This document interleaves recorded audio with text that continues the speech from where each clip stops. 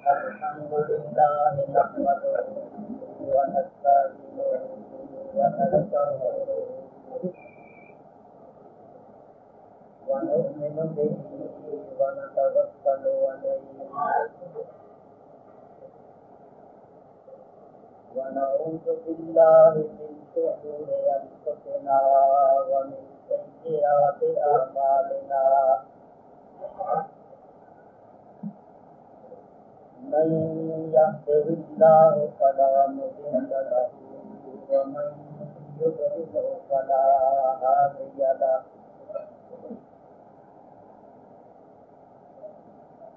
ونشهد أن لا إله إلا الله وحده لا شريك له ونشهد أن سيدنا ومولانا وشفيعنا وحبيبنا ورؤوفنا ورحيمنا محمدا عبده ورسوله صلى الله تعالى عليه وعلى آله وأصحابه وبارك وسلم. أما بعد فأعوذ بالله من الشيطان الرجيم. بسم الله الرحمن الرحيم.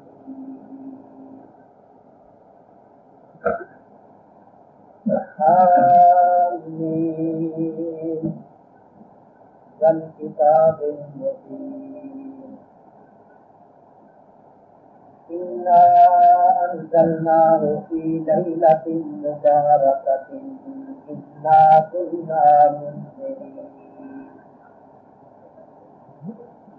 فيها يفرق كل أمر حكيم أمرا من عندنا إنا كنا مرسلين رحمة من ربك إنه هو السميع العليم. صدق الله العلي العظيم. وبلغنا رسوله النبي الكريم الحبيب الأمين. ونحن على ذلك لمن الشاهدين والشاكرين والحمد لله رب العالمين.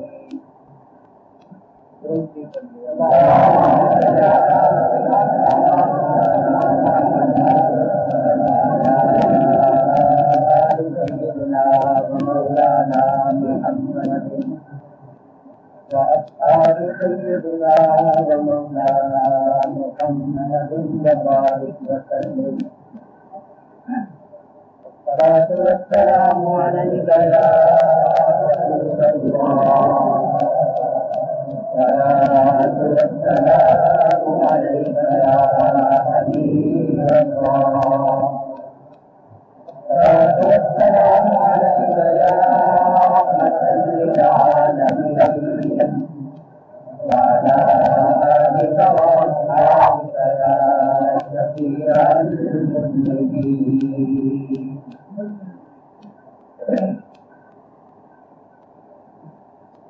حمد و ثنا کے بعد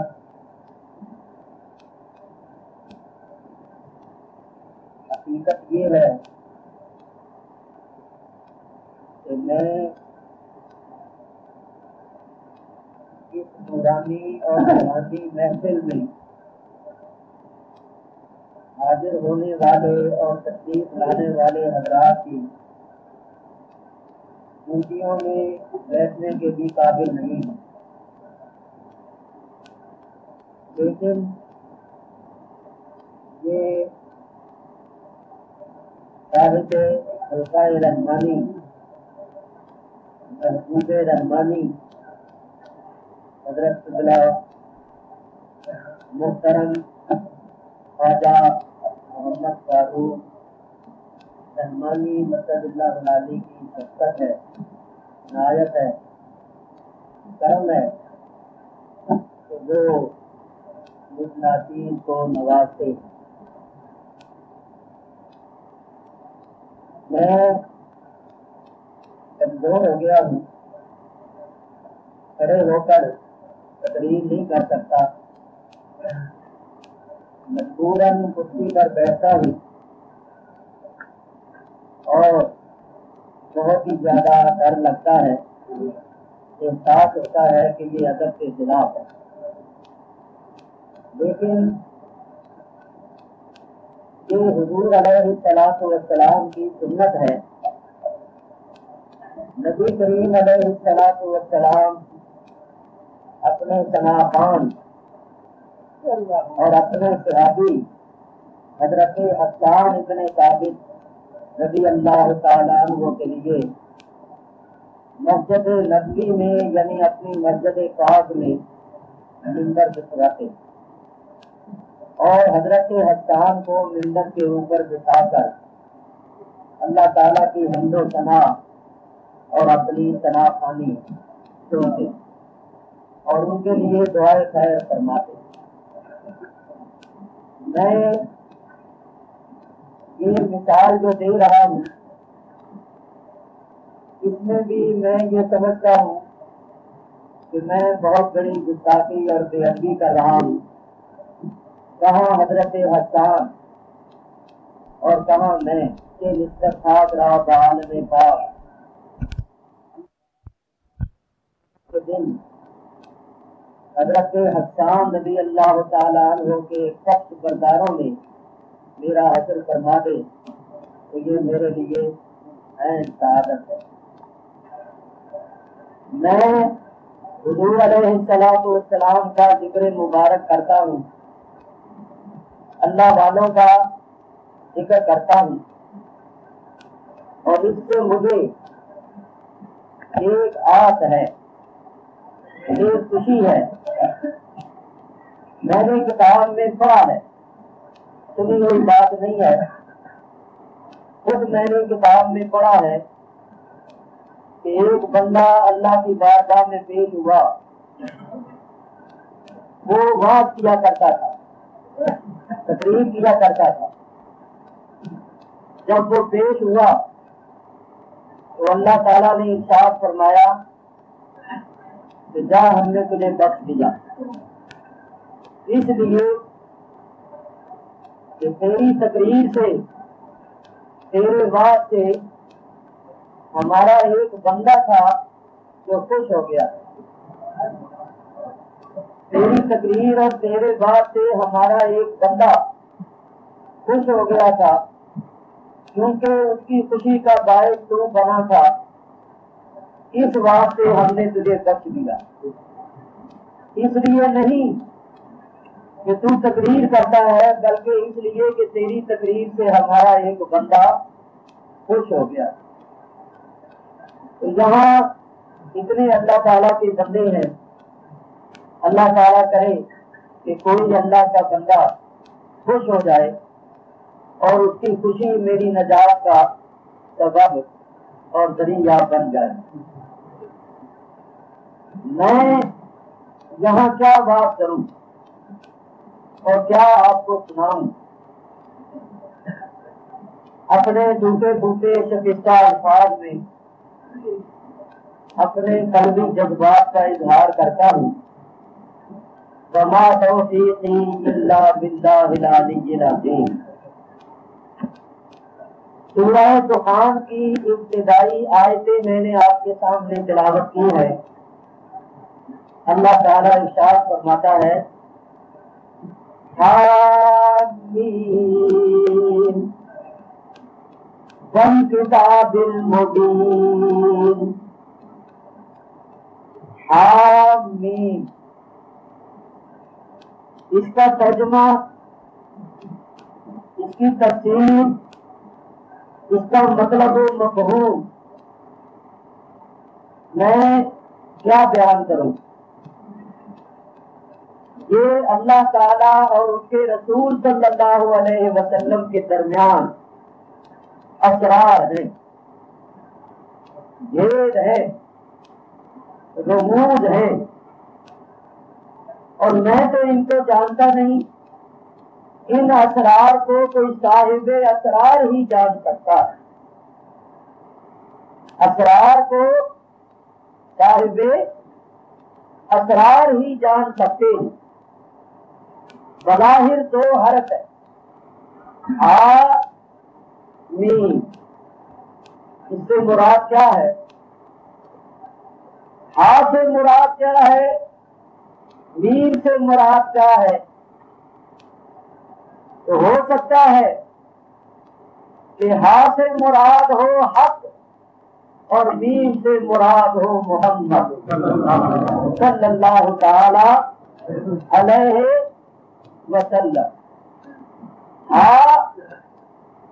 ہا جو ہے یہ کھڑا ہے، اس کے اوپر الف مقصورہ ہے اور میم اس کے آگے جھکا ہوا ہے. تو ایسا معلوم ہوتا ہے کہ اللہ تعالیٰ کی بارگاہ میں حضور علیہ الصلوۃ والسلام جھکے ہوئے ہیں. اور جیسے ہے کے ساتھ میم ہے، اسی طرح حق کے ساتھ مصطفیٰ صلی اللہ تعالی علیہ وسلم. جس طرح لا الہ الا اللہ کے ساتھ محمد الرسول اللہ ہے، اسی طرح حق کے ساتھ مصطفیٰ ہے. بتایا یہ جا رہا ہے کہ حضور علیہ السلام حق سے جدا نہیں ہے، حق سے جدا نہیں ہے. اور یہ بھی ہو سکتا ہے کہ حامیم نبی کریم علیہ السلام کا نام نامی و اسم گرامی ہو. اللہ تعالیٰ نبی کریم علیہ السلام کو مخاطب کر کے فرماتا ہے، اے میرے حبیب، اے حامیم والکتاب المبین، قسم ہے روشن کتاب کی، قسم ہے روشن کتاب کی. اس کتاب سے مراد کیا ہے؟ کتاب سے مراد بعض مفسرین فرماتے ہیں قرآن شریف ہے. اللہ تعالیٰ فرماتا ہے مجھے اس قرآن شریف کی قسم، اس روشن کتاب کی قسم، کیونکہ یہ کتاب حق اور باطل کو واضح طور پر بیان کرتی ہے. یہ کتاب بتاتی ہے ایمان کیا ہے، کفر کیا ہے، توحید کیا ہے، شرک کیا ہے، اخلاص کیا ہے اور نفاق کیا ہے، حلال کیا ہے اور حرام کیا ہے. کیونکہ یہ کتاب واضح کتاب ہے، روشن کتاب ہے، اس واسطے اللہ تعالیٰ اس روشن کتاب کی قسم یاد فرما رہے. اللہ تعالیٰ ارشاد فرماتے ہیں مجھے قسم ہے روشن کتاب کی، اِنَّا أَنزَلْنَاهُ فِي لَيْلَةٍ مُبَارَكَةٍ، بے شک ہم نے اس کو لیلہ مبارکہ میں اتارا. اِنَّا كُنَّا مُنذِرِينَ، بے شک ہم ڈر سنانے والے، بد اعتقادی اور بد عملی کے نتائج سے آگاہ کرنے والے. اللہ فرماتے ہیں ہم نے اس روشن کتاب کو برکت والی رات میں اتارا. جیسا میں نے عرض کیا کہ بعض مفسرین فرماتے ہیں کہ کتاب سے مراد قرآن شریف ہے، لیکن بعض صوفیاء کرام فرماتے ہیں کہ کتاب مبین سے مراد نبی کریم علیہ السلام ہے.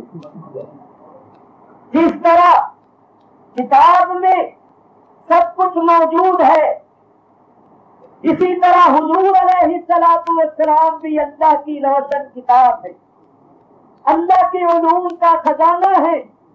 اور اللہ تبارک و تعالیٰ نے حضور علیہ السلام کے ذریعے سے مخلوقات کو ہدایت عطا فرمائی. حضور کے ذریعے سے ہی لوگوں کو کتاب ملی، حضور کے ذریعے سے ہی لوگوں کو اسلام ملا، حضور کے ذریعے سے ایمان ملا اور حضور کے ذریعے سے ہی رحمان ملا.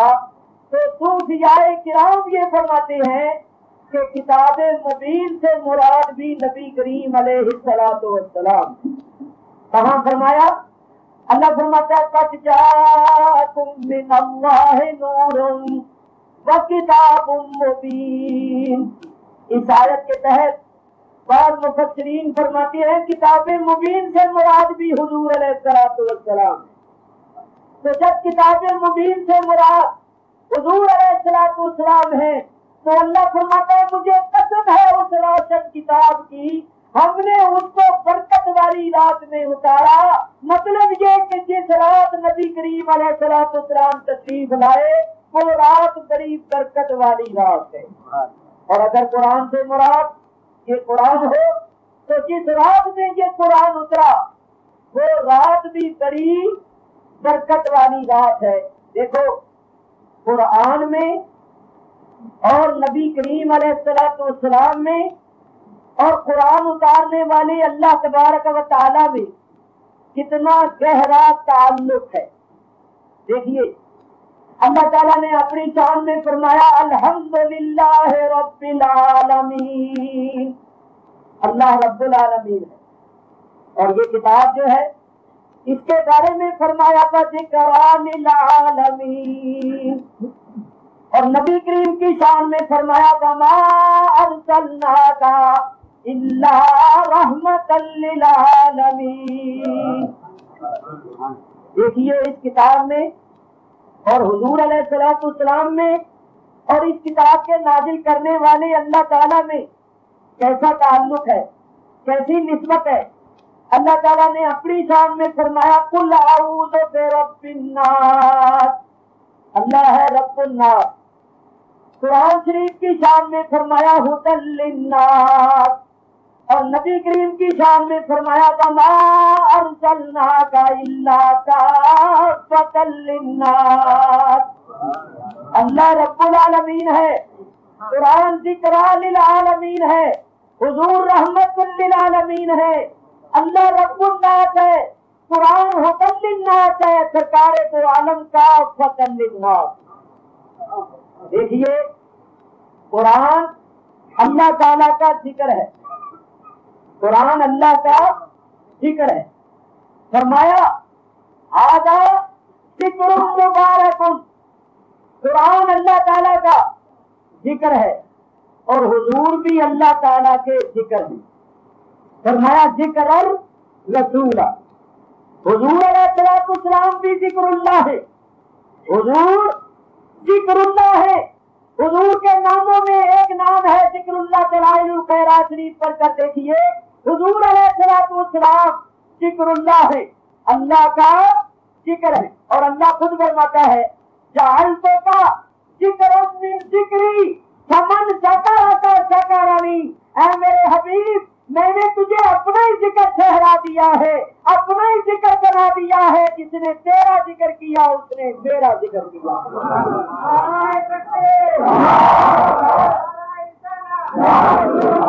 حضور علیہ السلام ذکر اللہ ہے، ذکر اللہ، حضور ذکر اللہ ہے۔ یہ میں نہیں کہتا، شفا شریف جو بڑی معتبر بڑی مستند کتاب ہے اور حضور علیہ السلام کی بارگاہ میں ایسی مقبول کتاب ہے کہ شاہ عبدالعزیز محدث دہلوی رحمت اللہ علیہ نے بستان المحدثین میں لکھا ہے کہ اس کتاب کے مصنف جو ہیں ان کا نام ہے حضرت علامہ قاضی عیاض رحمت اللہ تعالی علیہ۔ لوگوں نے بڑے بڑے بزرگوں نے خواب میں دیکھا کہ نبی کریم علیہ السلام نے ان کو اپنی دائیں طرف بٹھایا ہوا ہے اور ان کی کتاب شفا شریف ہاتھ میں لے کر لوگوں سے فرما رہے ہیں اس کتاب کو پڑھا کرو۔ یہ کتاب ایسی مقبول ہے، اس کتاب کا نام ہے الشفاء بتعریف حقوق المصطفیٰ صلی اللہ علیہ وسلم۔ اس میں حضور کے حقوق بیان کیے ہوئے ہیں کہ غلاموں پر امت پر حضور کے کیا حقوق ہیں۔ تو وہ صاحب قاضی صاحب شفا شریف علامہ قاضی عیاض فرماتے ہیں کہ اذا بذکر اللہ ہے تطمئن القلوب، جو آیت ہے اس آیت میں ذکر اللہ سے مراد حضور علیہ السلام۔ حضور علیہ السلام میں حضور ہے اللہ کا ذکر. تو اللہ فرماتا ہے یاد رکھو دلوں کو اطمینان حاصل ہوتا ہے تو ذکر اللہ سے یعنی مصطفیٰ سے حاصل ہوتا ہے. تو ایمان والوں کے قلوب کا اطمینان کون ہے؟ حضور محمد الرسول اللہ صلی اللہ علیہ وعلی آلہ واصحابہ وبارک وسلم. تو حضور ہے اللہ تعالیٰ کا ذکر. حضور اللہ کا ذکر ہے. جو حضور کو بھول گیا وہ اللہ کو بھول گیا، اور جس نے حضور کو ذکر کیا، حضور کو یاد کیا، اس نے اللہ کو یاد کیا. حضور اللہ کا ذکر ہی نہیں ہے. اور سنیے فرمایا من یطع الرسول فقد اطاع اللہ. جس نے رسول صلی اللہ علیہ وسلم کی اطاعت کی اس نے حقیقت میں اللہ کی اطاعت کی. حضور کی اطاعت اللہ کی اطاعت، حضور کا فرمان اللہ کا فرمان. اور آگے ایک بات ہے بڑی پیاری اہل محبت اور عقیدت کے لیے، ذرا توجہ کیجیے. پہلے تو فرمایا کہ حضور کی اطاعت اللہ کی اطاعت، حضور کا فرمان اللہ کا فرمان. فمن تولى، اور جو اس سے منہ پھیرے نہ مانے، حضور کی اطاعت کو اللہ کی اطاعت نہ سمجھے، حضور کے فرمان کو اللہ کا فرمان نہ سمجھے. فرمایا فمن تولى، جو منہ پھیرے، جو اس سے روح گردانی کرے. فما ارسلناک علیہم حفیظا، اے حبیب ہم نے ان پر آپ کو حفیظ بنا کے نہیں بھیجا. یعنی اللہ تعالیٰ رسول اللہ صلی اللہ علیہ وسلم سے فرما رہا ہے میرے پیارے جو منہ پھیرنے والے ہیں آپ ان پر حفیظ نہیں ہیں. معلوم ہوا کہ جو منہ پھیرنے والے نہیں ہیں، جو قدموں سے وابستہ ہیں، سرکار ان کے حفیظ ہیں، سرکار ان کے حفیظ ہیں. دیکھو ایک ہے حافظ ہونا اور ایک ہے حفیظ ہونا. حافظ اس میں فاعل ہے اور حفیظ صفت مشبہ ہے. اس میں فاعل میں اور صفت مشبہ میں فرق ہے. یعنی فاعل اس وقت ہوگا جب اس سے فعل کا صدور ہوگا. فاعل اس وقت ہوگا جب اس سے فعل کا صدور ہوگا. اور حفیظ صفت مشبہ ہے. صفت مشبہ وہ ہوتی ہے جو دوام و استمرار پر دلالت کرے، یعنی کسی وقت بھی موصوف سے اس صفت کا اخراج نہ ہو. تو اللہ فرماتا ہے اے میرے پیارے حبیب جو آپ کے قدموں سے وابستہ ہیں، جو منہ پھیرنے والے نہیں ہیں، آپ ان پر حفیظ ہیں، یعنی ہمیشہ آپ ان کی حفاظت فرماتے ہیں. آپ ہمیشہ ان کی حفاظت فرماتے ہیں. تو جو لوگ صحیح العقیدہ ہیں، رسول پاک علیہ السلام کے قدموں سے وابستہ ہیں، وہ سرکار کی حفاظت میں ہے اور سرکار ان کے حفیظ ہیں. سرکار ان کے حفیظ ہے. اور جو منہ پھیرنے والے ہیں سرکار نے ان کی حفاظت چھوڑ دی، سرکار کی حفاظت میں نہیں ہے. تو ذرا دیکھو جو سرکار کی حفاظت میں نہیں ہے ان کا کیا کچھ محفوظ رہ سکتا ہے؟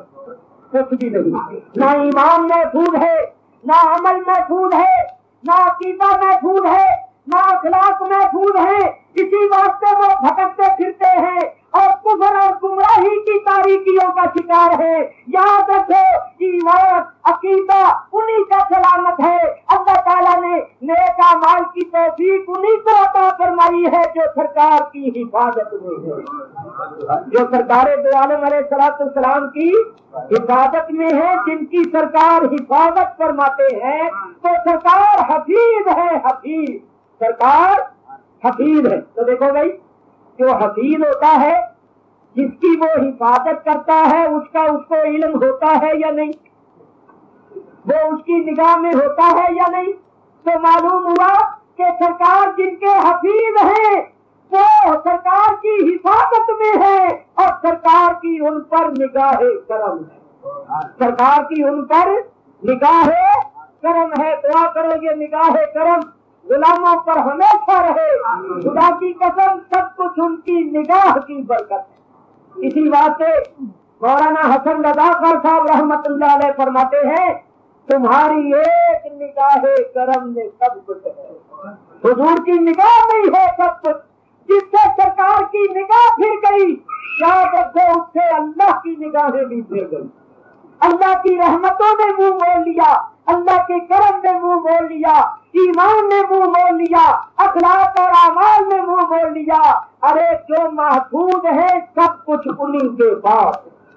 اللہ تعالیٰ حضور کے قدموں سے وابستہ رکھے. اعلیٰ حضرت امام اہل سنت مولانا شاہ احمد رضا فاضل بریلوی رحمت اللہ علیہ کتنا پیارا شعر فرماتے تیرے قدموں میں جو ہے غیر کا وہ کیا دیکھے. تیرے قدموں میں جو ہے غیر کا وہ کیا دیکھے. کون نظروں میں جچے دیکھ کے تنہا تیرا. کون نظروں میں جچے دیکھ کے تنہا تیرا. یا رسول اللہ, جو آپ کے قدموں سے وابستہ ہے تو قدموں سے نظریں ہٹا کر دوسروں کے حسین چہرے بھی نہیں دیکھتے.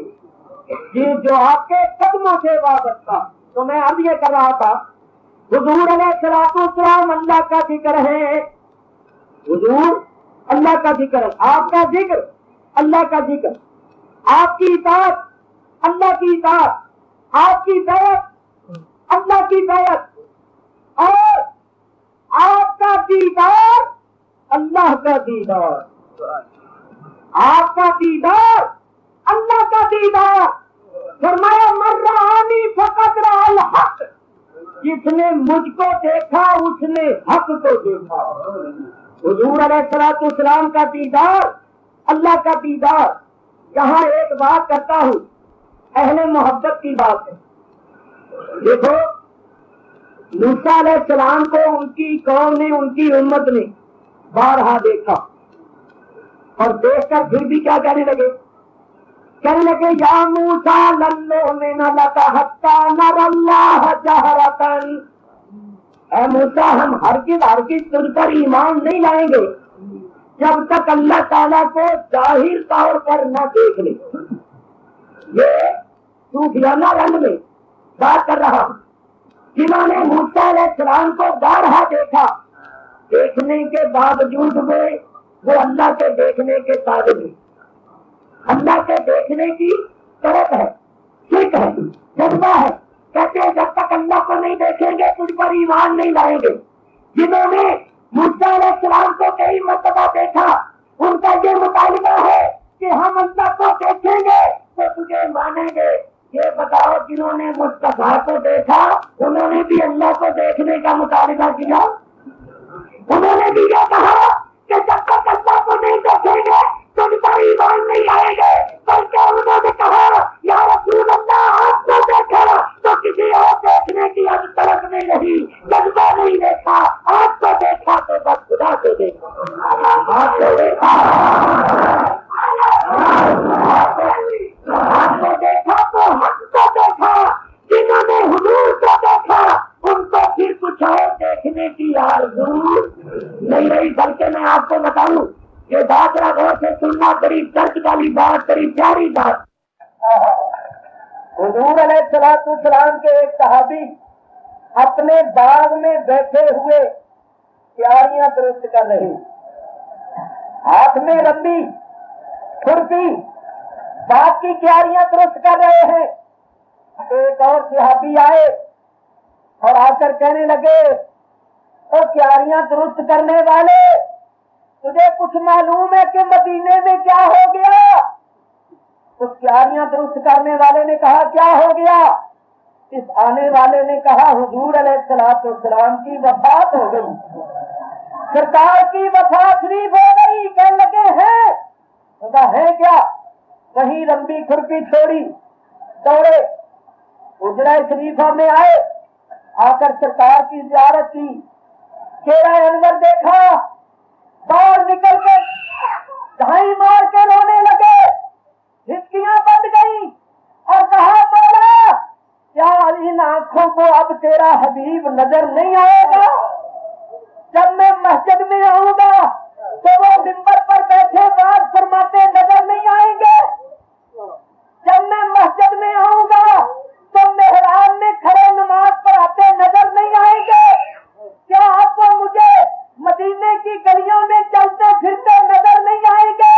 مولا اگر میری ان آنکھوں کو تیرا حبیب نظر نہیں آئے گا تو میں ان آنکھوں سے کچھ اور بھی نہیں دیکھنا چاہتا، میری بینائی سڑک کر لے اور مجھے اندھا بنا دے۔ اگر ان آنکھوں کو تیرا حبیب نظر نہ آئے تو ان آنکھوں کے رکھنے کا کیا فائدہ؟ آنکھیں ہو اور دیدار مصطفیٰ نہ ہو، آنکھیں ہو اور ان کے سامنے چہرہ مصطفیٰ نہ ہو تو ایسی آنکھوں کو کیا فائدہ؟ یہ آنکھیں لے لے اگر ان آنکھوں کو تیرا حبیب نظر نہیں آئے گا۔ کیونکہ مقبول تھے اور آواز نکلی تھی دل کی گہرائی سے، اسی وقت قبول ہو گئی اور نابینے ہو گئے، بینائی سلب ہو گئی۔ اس سے ذرا اندازہ کرو کہ جنہوں نے سرکار کو دیکھا ان کو کس معشوقوں کا اور عاشقوں کا کیا حال ہے کہ معشوق ہو ایک اور عاشق ہو جائے نا 8-10 تو ان میں رقابت پیدا ہو جاتی ہے، ایک دوسرے کے دشمن بن جاتے ہیں۔ یہ ایسا محبوب ہے، اس کے کروڑوں عاشق ہیں اور ان عاشقوں محبوں کے درمیان رقابت نہیں، جتنی حضور سے زیادہ محبت ہے اتنی آپس میں بھی زیادہ محبت ہے کوئی دنیا میں ایسا محبوب جس کے کروڑوں عاشق ہو اور ان عاشقوں کے درمیان رقابت نہ ہو بلکہ محبت ہو؟ ایک بات اور عرض کرتا ہوں، ایسا محبوب کوئی ہوا ہی نہیں ہے۔ دوسرے جو محبوب ہے نا ان کی یہ حالت ہے کہ ان کو لوگ دیکھتے ہیں تو عاشق ہوتے ہیں، یہ ایسا محبوب ہے جس کو بغیر دیکھے ہی کروڑوں عاشق ہے، بغیر دیکھے ہی عاشق ہے کوئی ایسا محبوب جس کے بغیر دیکھے ہی کروڑوں عاشق ہو؟ اعلیٰ حضرت امام اہل سنت نے تو کمال ہی کر دیا، ایک شعر فرمایا قلم توڑ دیا، یہ انہی کا مقام ہے۔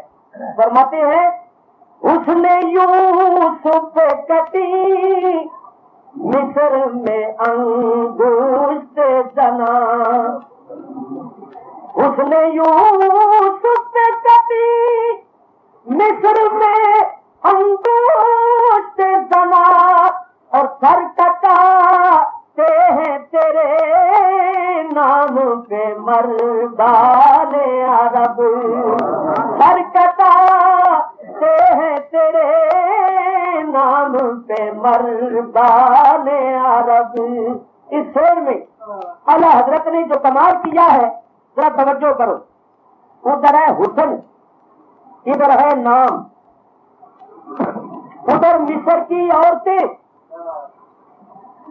نرم و نازک سن سے نازک، ادھر عرب کے جنگجو مرد، ادھر دیکھ کر ادھر بن دیکھے، ادھر انگلیاں ادھر سر، اس نے یوسف پہ کٹی مصر میں انگشت زنا اور سر کٹاتے ہیں تیرے نام پہ مردان عرب صلی اللہ تعالی علیہ وسلم۔ میں ایک بات بتاؤں، حقیقت یہ ہے باوجود اس کے حضور علیہ السلام کے حسن و جمال کو کسی نے دیکھا ہی نہیں۔ حضور کے حسن و جمال کے آگے تو پردے تھے، اگر وہ پردے اٹھ جائیں تو کائنات کا نظام درہم برہم ہو جائے، یہ میں نہیں کہتا۔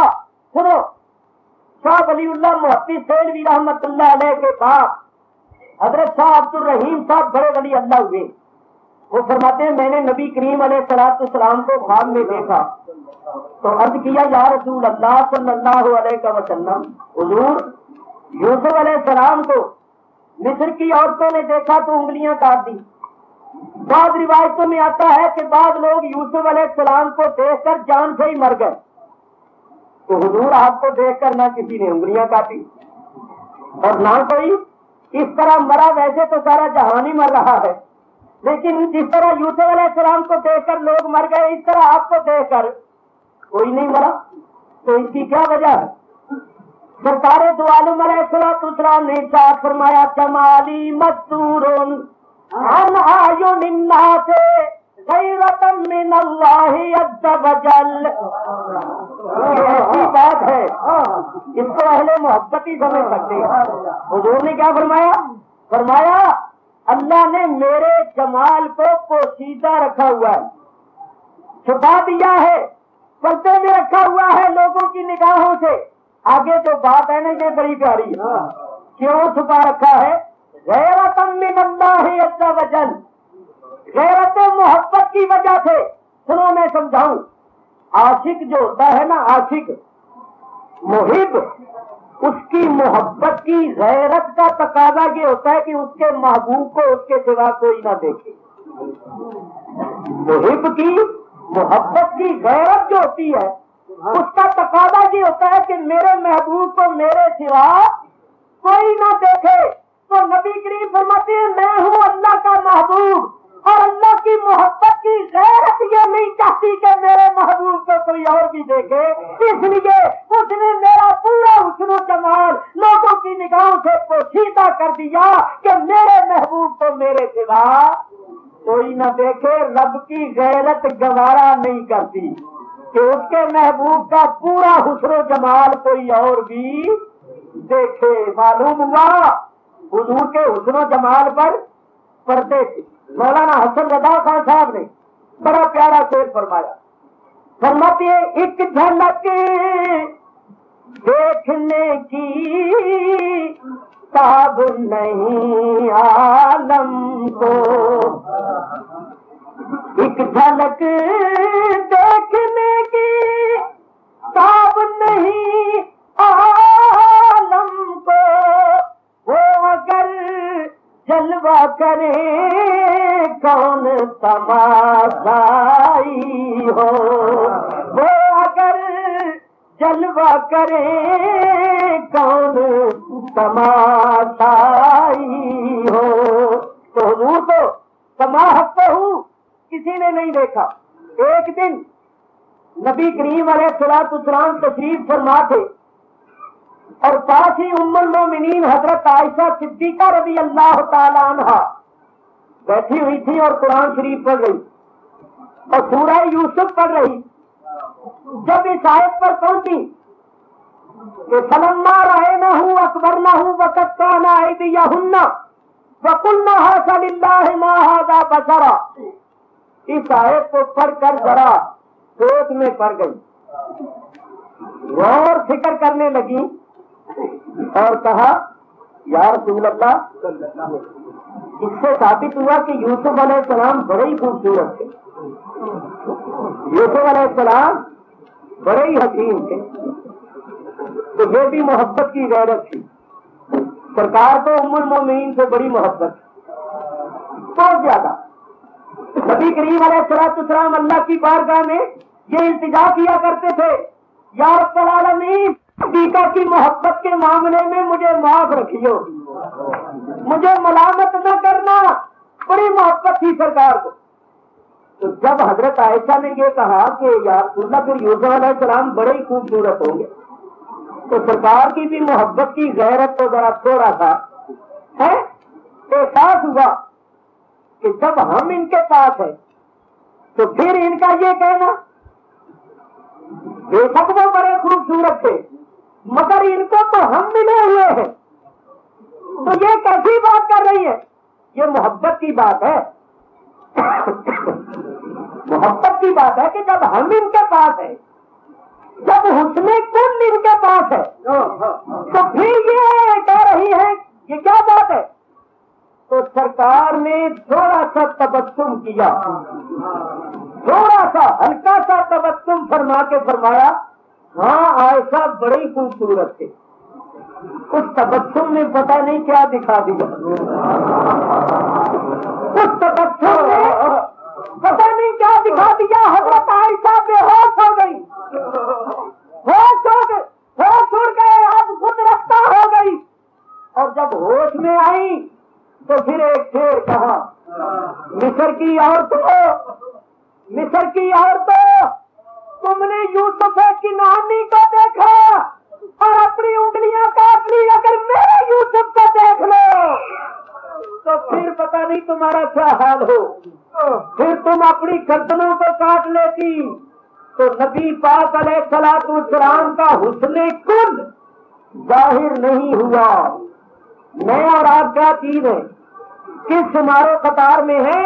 حضور علیہ الصلوۃ والسلام نے حضرت ابو بکر صدیق رضی اللہ تعالیٰ عنہ، جو حضور کے بعد اور تمام انبیاء کے بعد سب سے افضل ہے، ہماری امت میں افضل ہے، ان کو حضور نے فرمایا یا ابا بکر والذی بعثنی بالحق لم یعرفنی حقیقتا غیر ربی، اے ابو بکر مجھے قسم ہے اس ذات کی جس ذات نے مجھے حق کے ساتھ بھیجا ہے، جیسا کہ حقیقت میں میں ہوں، میرے رب کے سوا مجھے کسی نے پہچانا بھی نہیں، میرے رب کے سوا مجھے کوئی جانتا نہیں ہے، نہ حلیم بھید کھلا ہے یہ، نہ مقام چون و چرا ہے یہ، تو خدا سے پوچھ وہ کون تھے تیری بکریاں جو چرا گئے۔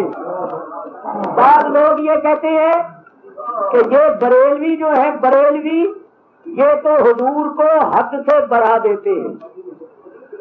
لوگ کیا کہتے ہیں، یہ بریلوی حضور کو حد سے بڑھا دیتے ہیں۔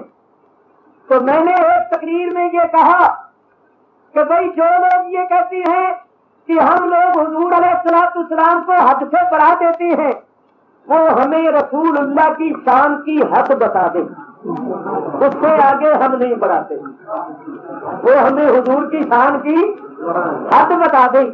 ہم تو اتنا جانتے ہیں کہ صاحب قصیدہ بردہ شریف جو اس قصیدے کی وجہ سے حضور کی بارگاہ میں مقبول ہوئے اور حضور نے بطور انعام چادر عطا فرمائی، اور قصیدے کو سن کر سرکار اس طرح جھوم رہے تھے جیسے صبح کی ٹھنڈی ہوا کے وقت درختوں کی ڈالیاں توڑتی ہیں۔ وہ صاحب قصیدہ بردہ شریف کیا فرماتی ہے؟ فرماتے ہیں فَإِنَّ فَضْلَ رَسُولِ اللَّهِ لَيْسَ لَهُ حَدٌّ، فَإِنَّ فَضْلَ رَسُولِ اللَّهِ لَيْسَ لَهُ حَدٌّ، وہ فرماتے ہیں رسول اللہ صلی اللہ علیہ وسلم کی فضیلت و شان کی کوئی حد ہی نہیں، سرکار کی شان کی کوئی حد نہیں ہے۔ ارے سرکار کی شان کی حد کو تو جبریل بھی نہ جان سکے، ہم کیا جانیں گے؟ سدرا پر جبریل نے کہا یا رسول اللہ میں آگے نہیں جا سکتا، فرمایا تیری یہاں انتہا ہو گئی، ہماری یہاں سے ابتدا ہو رہی ہے۔ جس کی حد کو جبریل نہیں جان سکتا ہم کیا جان سکتے ہیں؟ سلطان العارفین حضرت باجدید بستامی قدس سرہ العزیز سلسلہ نقشبندیہ میں آفتاب و مہتاب ہیں، متقدمین بزرگوں میں ہوئے ہیں، بڑی کامل ترین ہستی، ذرا اس بات سے ان کی شان کا بھی اندازہ کیجیے۔ وہ فرماتے ہیں عالم ارواح میں میری روح نے 70,000 سال تک پرواز کی۔ عالم ارواح میں روح کے جسم میں آنے سے پہلے عالم ارواح میں میری روح نے 70,000 سال تک پرواز کی۔ مجھے 3 چیزوں کی حد نہیں معلوم ہوئی، 3 چیزوں کا کنارہ نہیں معلوم ہوا۔ ایک تو اللہ کی معرفت کی حد، اللہ کی معرفت کی حد۔ یہی وجہ ہے کہ بڑے بڑے کامل عارفین بھی کہتے ہیں سبحانک ما عرفنا کا حق کا معرفت کا، اللہ کی معرفت کی حد معلوم نہیں ہوئی۔ اور دوسرا فرماتے ہیں شان مصطفیٰ کی حد معلوم نہیں ہوئی صلی اللہ تعالی علیہ وسلم، حضور کی شان کی حد نہیں معلوم ہوئی، کنارہ نہیں معلوم ہوا، یہ نہیں پتا چلا سرکار کی شان کتنی بلند ہے، کتنی بلند ہے کہ 70,000 سال پرواز کرنے کے باوجود میری روح کو پتا نہیں چلا کہ سرکار کی شان کی حد کون سی ہے۔ اور تیسری بات شیطان کے مکر و فریب کتنے ہیں، شیطان کے گمراہ کرنے کے طریقے اور شیطان کی مکاریاں، یہ مجھے ان کی حد معلوم نہیں ہوئی کہ کتنی مکاریاں ہیں اس کے پاس اور کتنے گمراہ کرنے کے طریقے ہیں اس کے پاس۔ اللہ تعالیٰ اپنے فضل و کرم سے اپنے حبیب کے طفیل اس دشمن سے ہمیں بچائے اور اپنی پناہ میں رکھے۔ اسی واسطے اس سے بچنے کے لیے اللہ کی پناہ ڈھونڈی جاتی ہے۔ اعوذ باللہ من الشیطان الرجیم، میں اللہ کی پناہ مانگتا ہوں شیطان مردود سے۔ تو میرے دوستوں میں عرض یہ کر رہا تھا کہ سرکار کی شان کی حد نہیں، لیس لہ حد، حضور کی شان، حضور کی فضیلت و شان کی کوئی حد نہیں۔ بس یہ کہو کہ شان مصطفیٰ کو جانتا ہے تو کما حقہ اللہ جانتا ہے، اور اللہ کی شان کو کوئی جانتا ہے تو وہ اللہ کا حبیب محمد مصطفیٰ جانتا ہے صلی اللہ تعالی علیہ وسلم۔ بات دور چلی گئی، میں یہ کر رہا تھا، اللہ فرماتا ہے انا انزلناہ فی لیلۃ مبارکۃ، ہم نے اس کو لیلہ مبارکہ میں اتارا۔ لیلہ مبارکہ، لیلہ مبارکہ سے کون سی رات مراد ہے؟ بعض مفسرین کرام فرماتے ہیں کہ لیلہ مبارکہ سے مراد شعبان کی 15ویں رات ہے، اور اکثر مفسرین یہ فرماتے ہیں کہ لیلہ مبارکہ سے مراد شب قدر ہے، جو رمضان المبارک کے آخری عشرے کی 7 راتوں میں ہوتی ہے۔ اس لیے کہ اس رات کے بارے میں بھی اللہ نے فرمایا انا انزلناہ فی لیلۃ القدر، جہاں فرمایا کہ انا انزلناہ فی لیلۃ مبارکۃ۔ تم بعض مفسرین فرماتے ہیں کہ رات ایک ہی ہے، نام اس کے اللہ نے 2 رکھے، ایک جگہ اس کو لیلۃ القدر فرمایا، ایک جگہ لیلہ مبارکہ فرمایا۔ لیکن شیخ محقق حضرت مولانا شاہ عبد الحق محدث دہلوی رحمت اللہ علیہ فرماتی ہے کہ یہ بھی ہو سکتا ہے، بعض مفسرین نے اس طرح تطبیق دی ہے کہ اس رات میں قرآن کے نزول کی ابتدا ہوئی اور اس رات میں انتہا ہوئی، تو یہ دونوں راتیں نزول کی راتیں۔ یہ بھی ہو سکتا ہے کہ یہاں انزلنا سے مراد جیسا کہ آگے آیا فیہا یفرق، کہ چونکہ اس رات میں سال بھر میں ہونے والے تمام امور لوح محفوظ سے جدا کر کے ان فرشتوں کے سپرد کر دیے جاتے ہیں جن کی ڈیوٹی اللہ تعالیٰ نے کائنات میں لگائی ہے، تو وہ فرماتے ہیں کہ شاید نزول سے مراد ارزاق وغیرہ اور دوسری چیزیں مراد۔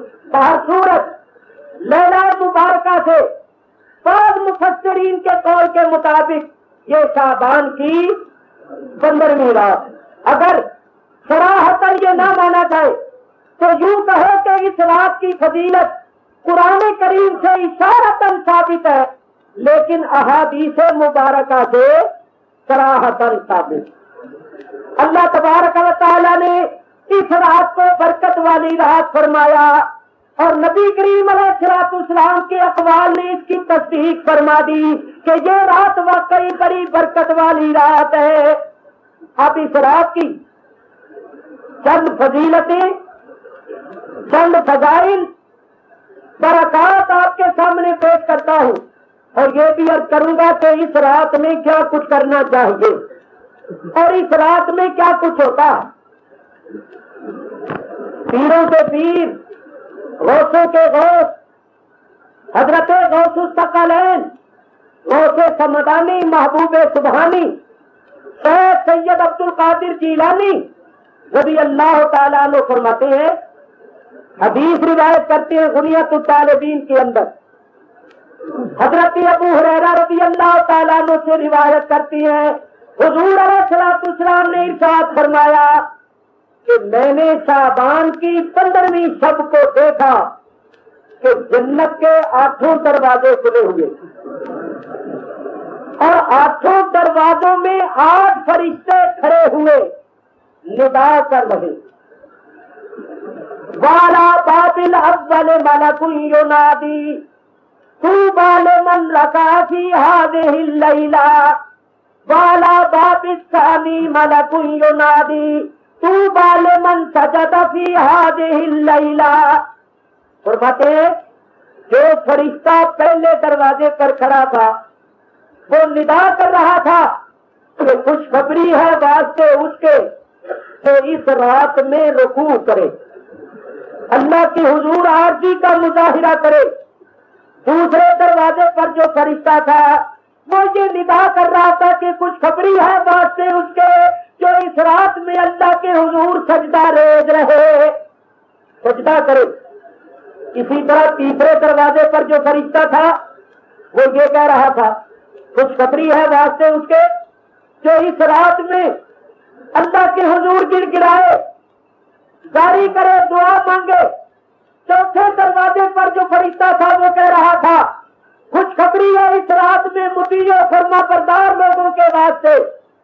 پانچویں دروازے پر جو فرشتہ تھا وہ یہ کہہ رہا تھا خوشخبری ہے واسطے اس کے جو اس رات میں اللہ کے خوف سے اپنے گناہوں پر نادم و پشیمان ہو کر آنسو بہائے اور روئے اور اللہ تعالیٰ سے بخشش مانگے.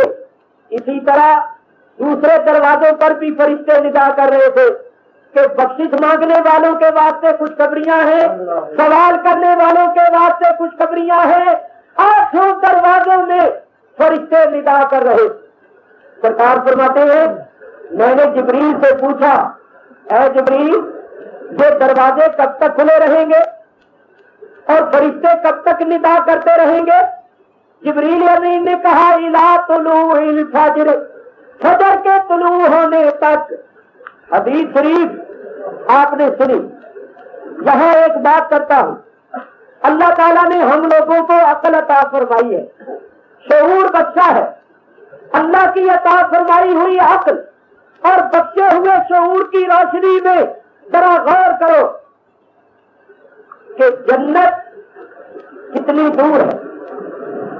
مختصر کرتا ہوں، زمین سے لے کر جنت تک بلحاظ پیدل 80-100 برس کا سفر ہے. اگر کوئی شخص پیدل چلے تو جنت میں کتنے عرصے کے بعد پہنچے گا؟ 80-100 برس کے بعد. آپ کو اندازہ ہو گیا کہ جنت کتنی دور ہے. یہ بھی ذرا مختصر سن لو کہ جنت ہے کتنی بڑی. اللہ تعالیٰ قرآن میں ارشاد فرماتا ہے عرضھا کعرض السماوات. جنت کی لمبائی تو ایک طرف رہی، جنت کی چوڑائی 7 آسمانوں کے برابر ہے. اللہ اکبر، چوڑائی 7 آسمانوں کے برابر ہے. اب آسمان کتنے بڑے؟ اب اگر اس کی وضاحت کروں تو آپ کو حیرت ہوگی. مختصر یہ بھی عرض کرتا ہوں، یہ جو زمین ہے، زمین پاکستان کی نہیں، روئے زمین، ساری دنیا کی زمین، اس قسم کی 150 زمینیں اور ہوں اور ان کو ملا کر ان کا حدود اربہ نکالا جائے تو سورج ان سے بھی بڑا، سورج ان سے بھی بڑا. اور وہ آسمان میں کتنا چھوٹا سا نظر آتا ہے. تو جس آسمان میں وہ پلیٹ جتنا نظر آتا ہے وہ آسمان کتنا بڑا ہوگا.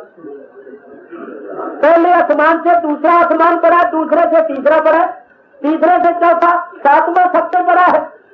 تو آسمان کتنے بڑے ہیں؟ تو اللہ فرماتا 7 آسمانوں کے برابر جنت کی چوڑائی ہے. ایک اور بات سنیے جس سے آپ حضرات کو کچھ اور اندازہ ہوگا. حضور نبی کریم علیہ الصلوۃ والسلام فرماتے ہیں کہ جنت میں ایسے ایسے درخت ہیں کہ اگر کوئی جنتی جنت کے درخت کے سائے میں 70 برس تک گھوڑا دوڑاتا رہے تو اس درخت کا سایہ ہی ختم نہیں ہوگا. اتنے بڑے بڑے درخت ہیں جنت میں کہ 70 سال تک جنتی درخت کے نیچے گھوڑا دوڑاتا رہے تو وہ درخت کے سائے سے ہی نہ نکلے. تو کتنی بڑی جنت ہوگی، ہونی چاہیے. کیونکہ ادنا ترین جنتی جو ہوگا نا، ادنا ترین، اس کو کم از کم ادنا ترین جنتی کو اللہ تعالیٰ 70 حوریں دے گا. یہ 70 حوریں تو کم از کم ہے. جو ادنا ترین جنتی ہے اس کے واسطے، اور جو اعلیٰ ترین ہے وہ اللہ ہی جانے کہ اللہ ان کو کتنی دے گا. تو بھائی اگر 70 کا بھی حساب لگایا جائے تو 70 حوروں کے لیے کم از کم 70 شاندار بنگلے تو ہونے چاہیے نا. اور اگر یہ تنگ مکان ہی رہے جیسا کہ کراچی کے فلیٹوں کا حساب ہے تو وہ جنت کیا ہوئی، وہ تو کراچی کا میٹھا داری ہو گیا.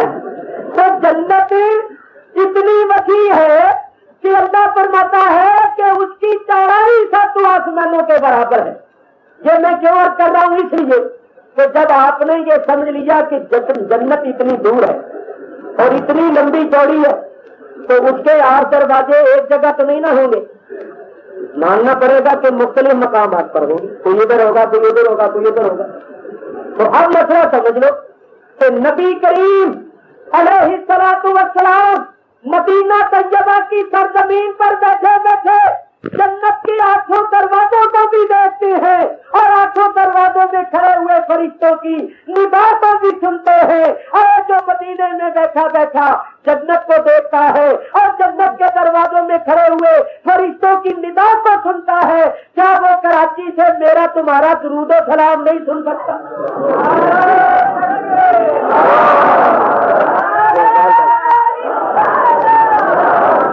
جو لوگ ان چیزوں کا انکار کرتے ہیں انہوں نے سرکار دو عالم علیہ الصلوۃ والسلام کی شان کو سمجھا ہی نہیں.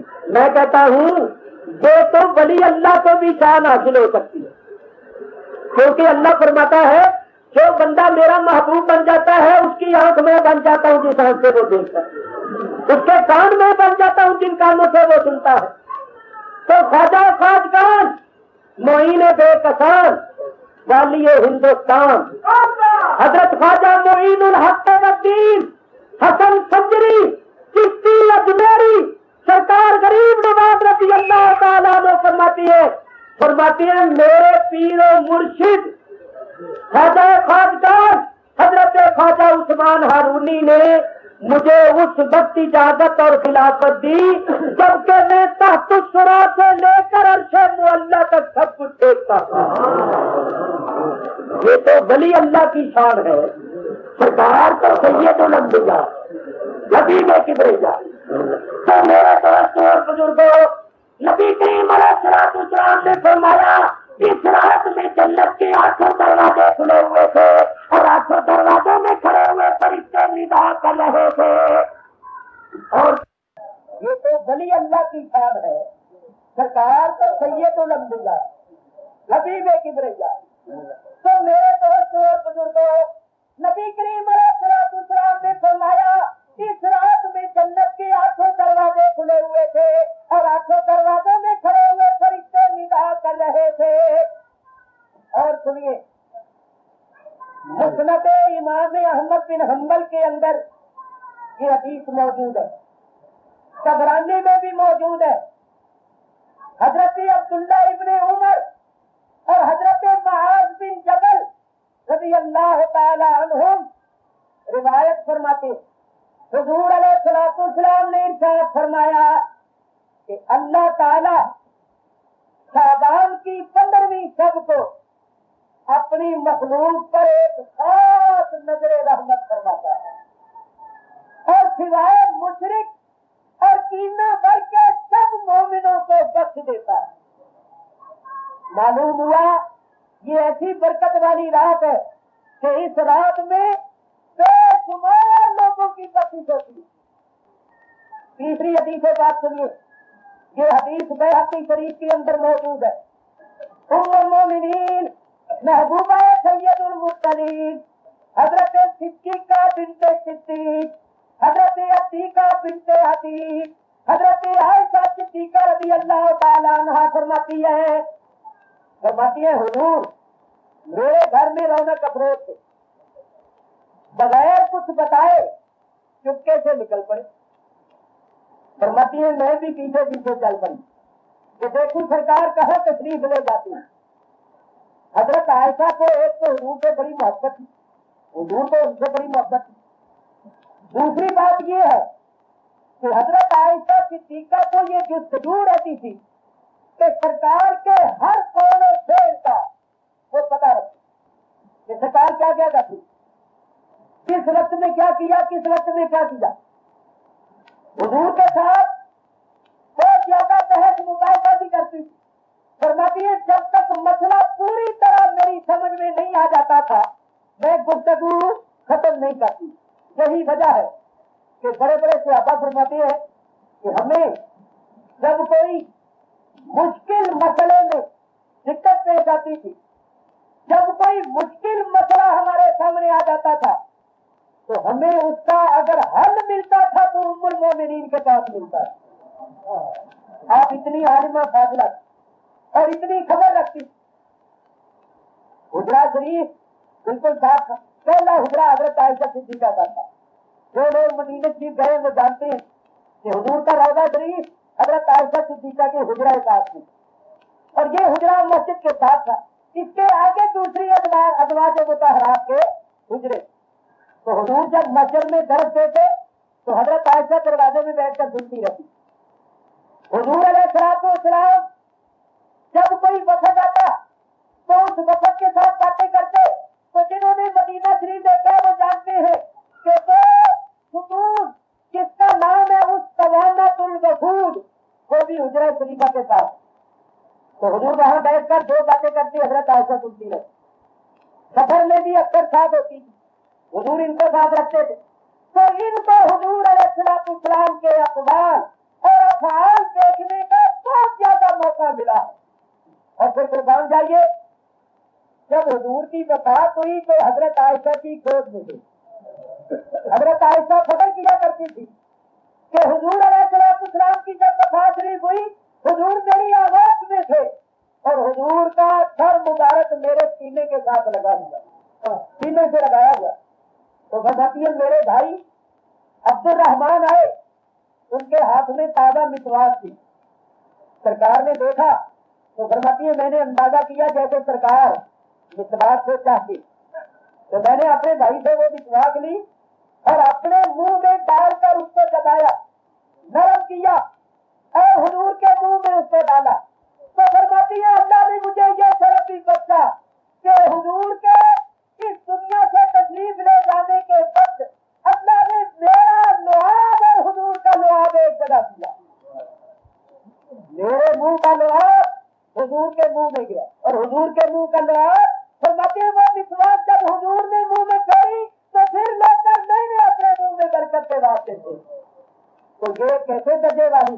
اسی بات سے ان کی شان میں قرآن کی آیتیں اتری، ان کی بات دامنی کی گواہی اللہ نے دی. جس کی شان میں اللہ آیتیں اتارے اس کا کتنا درجہ اور مرتبہ ہوگا. تو خیر فرماتی ہے میں پیچھے نکلی کہ دیکھوں سرکار کہاں جاتی. تو کیا دیکھا کہ سرکار جنت البقیع شریف میں تشریف لے. یہ مدینہ منورہ کا قبرستان ہے. میں نے جنت البقیع شریف کا نام لیا تو کیا بتاؤں بڑی روحانی تکلیف ہوئی کیونکہ ایک منظر میرے سامنے آ گیا. ابھی ساؤتھ افریقہ کے دورے سے واپسی پر مدینہ شریف حاضر ہوا، 8 دن وہاں رہا. میری ان آنکھوں نے دیکھا کہ جنت البقیع شریف میں ٹریکٹر چلائے جا رہے.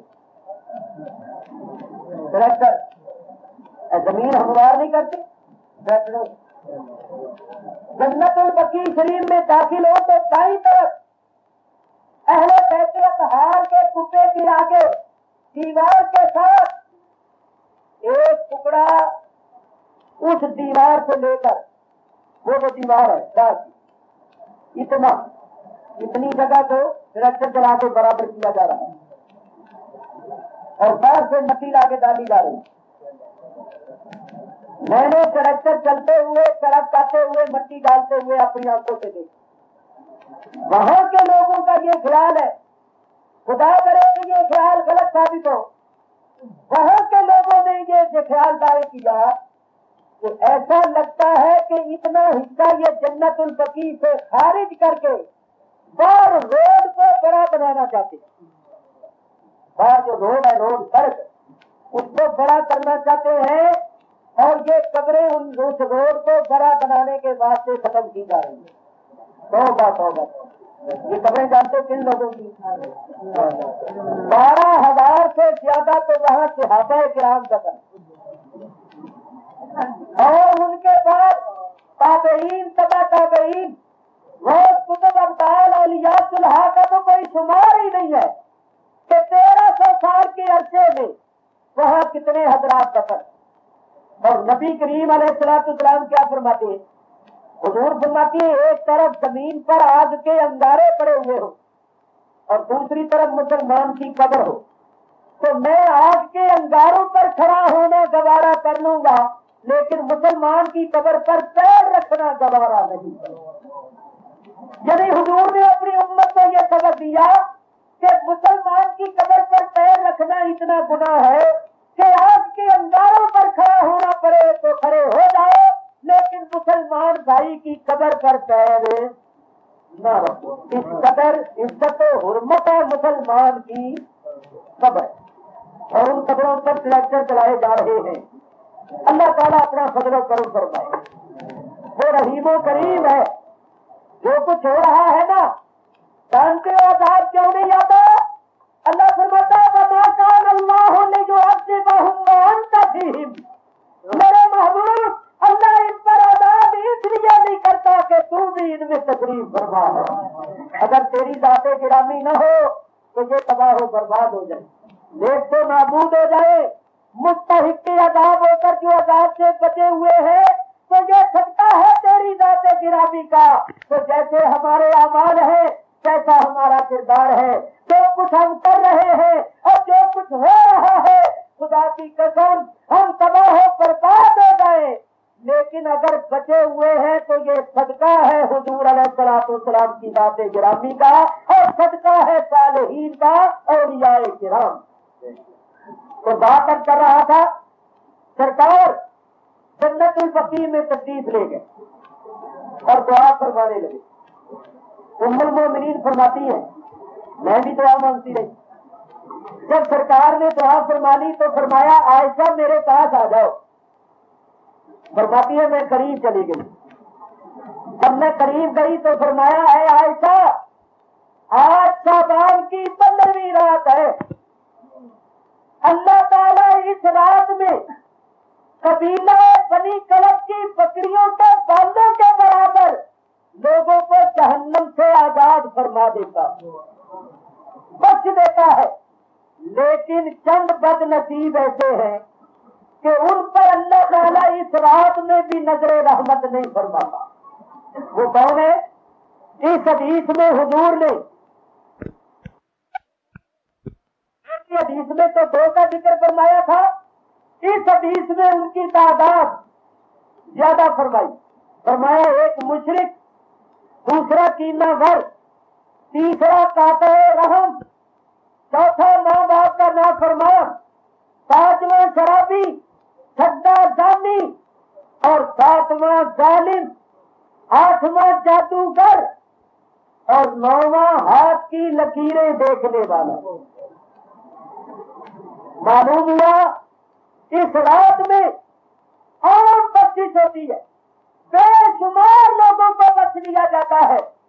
حرم میں ایک قبیلہ تھا بنی کلب، اس قبیلے کے پاس تمام قبیلوں سے زیادہ بکریاں تھیں. ایک بکری کے بال نہیں گنے جا سکتے، تو بے شمار بکریوں کے بال کون گن سکتا ہے؟ تو معلوم ہوا کہ اس رات میں بے شمار لوگوں کی بخشش ہوتی ہے، مگر چند بد نصیب ایسے ہیں کہ ان کی بخشش اس مبارک رات میں بھی نہیں ہوتی جب تک سچے دل سے توبہ نہ کرے. اور سنیے، اس حدیث کو روایت کرنے والی بھی ام المومنین ہی ہے رضی اللہ تعالی عنہا. یہ حدیث بھی بحقی شریف کے اندر موجود ہے. فرماتی ہے ایک رات نبی کریم علیہ السلام میرے ہاں جلوہ گر، تو حضور تشریف لائے عشاء کی نماز کے بعد. تو چند منٹوں کے لیے لیٹ گئے، پھر اٹھے اور نماز پڑھنی شروع کر دی۔ اتنا لمبا سجدہ کیا، اتنا لمبا سجدہ کیا کہ فرماتی ہے مجھے سرکار کی وفات کا اندیشہ ہو گیا کہ کہیں وفات تو نہیں ہو گئی۔ اندازہ کیجئے حضور نے کتنا لمبا سجدہ کیا ہوگا کہ ہماری صاحبہ کو وفات کا ہی اندیشہ ہو گیا۔ فرماتی ہے میں اٹھی اور پیر کے انگوٹھے کو پکڑ کر ہلایا تو حضور علیہ السلام نے ذرا حرکت فرمائی، یعنی حرکت فرما کر یہ ظاہر کر دیا کہ عائشہ جو تمہارا خیال ہے وہ بات نہیں ہے۔ تو فرماتی میری جان میں جان آئی، مجھے اطمینان ہوا، میں پیچھے حرکت کر گئی۔ سرکار سجدے میں پڑے رہے، پھر سجدے سے سر اٹھایا، نماز پوری کی اور نماز پوری کرنے کے بعد فرمایا عائشہ جانتی ہو آج کون سی رات ہے؟ تو فرماتی ہے میں نے عرض کیا اللہ و رسولہ اعلم، اللہ اور اللہ کا رسول ہی زیادہ جانتا ہے۔ کتابیں پڑھ کر دیکھو، حدیثیں پڑھ کر دیکھو، صحابہ کرام کا یہ طریقہ تھا، یہ قاعدہ تھا کہ جب بھی سرکار دو عالم علیہ السلام ان سے کوئی بات پوچھتے تو وہ یہی کہتے تھے اللہ و رسولہ عالم، اللہ اور اللہ کا رسول ہی زیادہ جانتے۔ اور آج کل جو توحید کے علمبردار بنے ہوئے اور جن کی کتاب ہے تقویۃ الایمان، جس کا پڑھنا اور گھر میں رکھنا وہ کہتے ہیں عین اسلام ہے، اس کے اندر لکھا ہوا ہے کہ یہ نہ کہے کہ اللہ اور اللہ کا رسول جانتا ہے، یہی کہے کہ اللہ جانتا ہے، رسول کو کیا خبر۔ یہ الفاظ ہے اس کتاب کہ اللہ ہی جانتا ہے، رسول کو کیا خبر۔ معاذ اللہ ثم معاذ اللہ، یہ کیسا کفریہ کلمہ ہے کہ رسول کو کیا خبر۔ معاذ اللہ، توبہ توبہ توبہ، ایسی باتیں یہ لوگ کرتے۔ انہوں نے اپنی کتابوں میں لکھا ہے رسول اللہ کو دیوار کے پیچھے کا بھی علم نہیں، یہاں تک لکھا ہے کہ رسول کو اپنے انجام کی بھی خبر نہیں، نہ اپنے انجام کی خبر ہے نہ دوسروں کے انجام کی خبر ہے۔ ایسی گستاخیوں، بے ادبیوں اور ایسی بد اعتقادیوں سے اللہ تعالیٰ ہمیں اپنی پناہ میں رکھے، ادب کی توفیق دے۔ یاد رکھو سلف صالحین کے طریقے اور عقیدے پر قائم رہو۔ میں ایک بات آپ کو بتاؤں، میں نے یہ اندازہ کیا ہے، بلکہ میرا یہ مشاہدہ اور یقین ہے کہ اس دور میں اسی شخص کا ایمان اور عقیدہ درست ہے جو کسی ولی اللہ سے وابستہ ہے۔ جس کے ہاتھ میں کسی ولی کا دامن نہیں وہ بد عقیدہ، وہی صحیح العقیدہ ہے جس کے ہاتھ میں کسی ولی کا دامن ہے۔ بات وہی آ گئی کہ ان اولیاء اللہ کا سلسلہ کیا ملتا ہے حضور سے، تو کڑی سے کڑی ملی ہوئی ہے نا، کڑی سے کڑی ملی ہوئی ہے۔ تو سرکار دو عالم علیہ السلام کے ساتھ ان اولیاء اللہ کا تعلق ہے، تو جن کا ان سے تعلق ہے ان کا ان کے واسطے سے رسول اللہ سے تعلق ہے، یعنی جو اولیاء کی حفاظت میں ہے وہ رسول اللہ کی حفاظت میں، اور جو رسول اللہ کی حفاظت میں ہے وہ اللہ کی حفاظت میں۔ یاد رکھو یہ حلقے ہیں ان کے، اور ہر کوئی اپنے اپنے حلقے میں خیال رکھتا ہے، حفاظت کرتا ہے۔ سیدی امام عبد الوہاب شعرانی قدس سرہ العزیز بڑے کامل ولی اللہ ہوئے۔ میں آپ کو بتاؤں عالم کتنے بڑے تھے، امام کتنے بڑے تھے۔ ہمارے فقہ حنفی کی بڑی معتبر کتاب ہے در مختار، اس میں صاحب در مختار لکھتے ہیں، حالانکہ در مختار والے حنفی ہیں اور امام عبد الوہاب شافعی ہیں، لیکن ان لوگوں کے آپس میں روحانی نورانی تعلقات، للہیت اور اخلاص ہے، نفسانیت کا دخل ہی نہیں۔ تو صاحب در مختار لکھتے ہیں کہ امام عبد الوہاب شعرانی کامل ولی اللہ، تو وہ فرماتے ہیں ان کی کتاب ہے میرے پاس وہ موجود ہے، اس کا نام ہے لواقح الانوار فی طبقات الاخیار، عربی میں ہے۔ اس میں لکھتے ہیں کہ ایک بزرگ تھے بڑے کامل ولی، اور ان کی بیوی جو تھی وہ ایک اور بزرگ کی معتقد، کسی اور ولی اللہ کے ساتھ اعتقاد رکھتی، تو ان پر کوئی مصیبت آ گئی تو وہ ان ولی اللہ کو پکارتی رہی جن کے ساتھ عقیدت رکھتی۔ 3 دن گزر گئے پکارتے ہوئے کہ حضرت نظر رحمت فرماؤ اور یہ مشکل جو ہے یہ آسان ہو جائے، حل ہو جائے۔ تیسرے دن وہ بزرگ خواب میں ملے، فرمایا تم 3 دن سے پکار رہی ہو تو ہم اس لیے آئے ہیں کہ جس بزرگ کے حلقے میں تم رہتی ہو ان کے حلقے میں ہمیں تصرف کرنے کی اجازت نہیں ہے۔ ہم تصرف کر سکتے ہیں لیکن یہ حلقہ ان کا ہے، تو تمہارے شوہر جو ہے یہ ان کا حلقہ ہے، تم ان کی حفاظت میں ہو، انہی کی طرف رجوع کرو۔ تیسرے دن خواب میں مل کر یہ فرمایا تو معلوم ہوا کہ اللہ والوں کے حلقے ہوتے اور یہ اپنے اپنے حلقے میں تصرف کرتے ہیں اور اپنے اپنے حلقے کے لوگوں کی حفاظت فرماتے ہیں، اور ان کی حفاظت رسول اللہ کی حفاظت ہے اور رسول اللہ کی حفاظت اللہ کی حفاظت ہے۔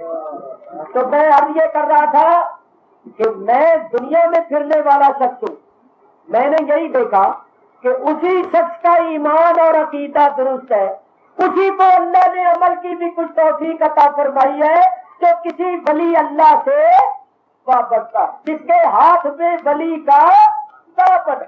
تو خیر میں یہ عرض کر رہا تھا کہ حضور علیہ الصلوۃ والسلام نے ارشاد فرمایا کہ عائشہ 8 شعبان کی 15ویں رات ہے، جانتی ہو کون سی رات ہے؟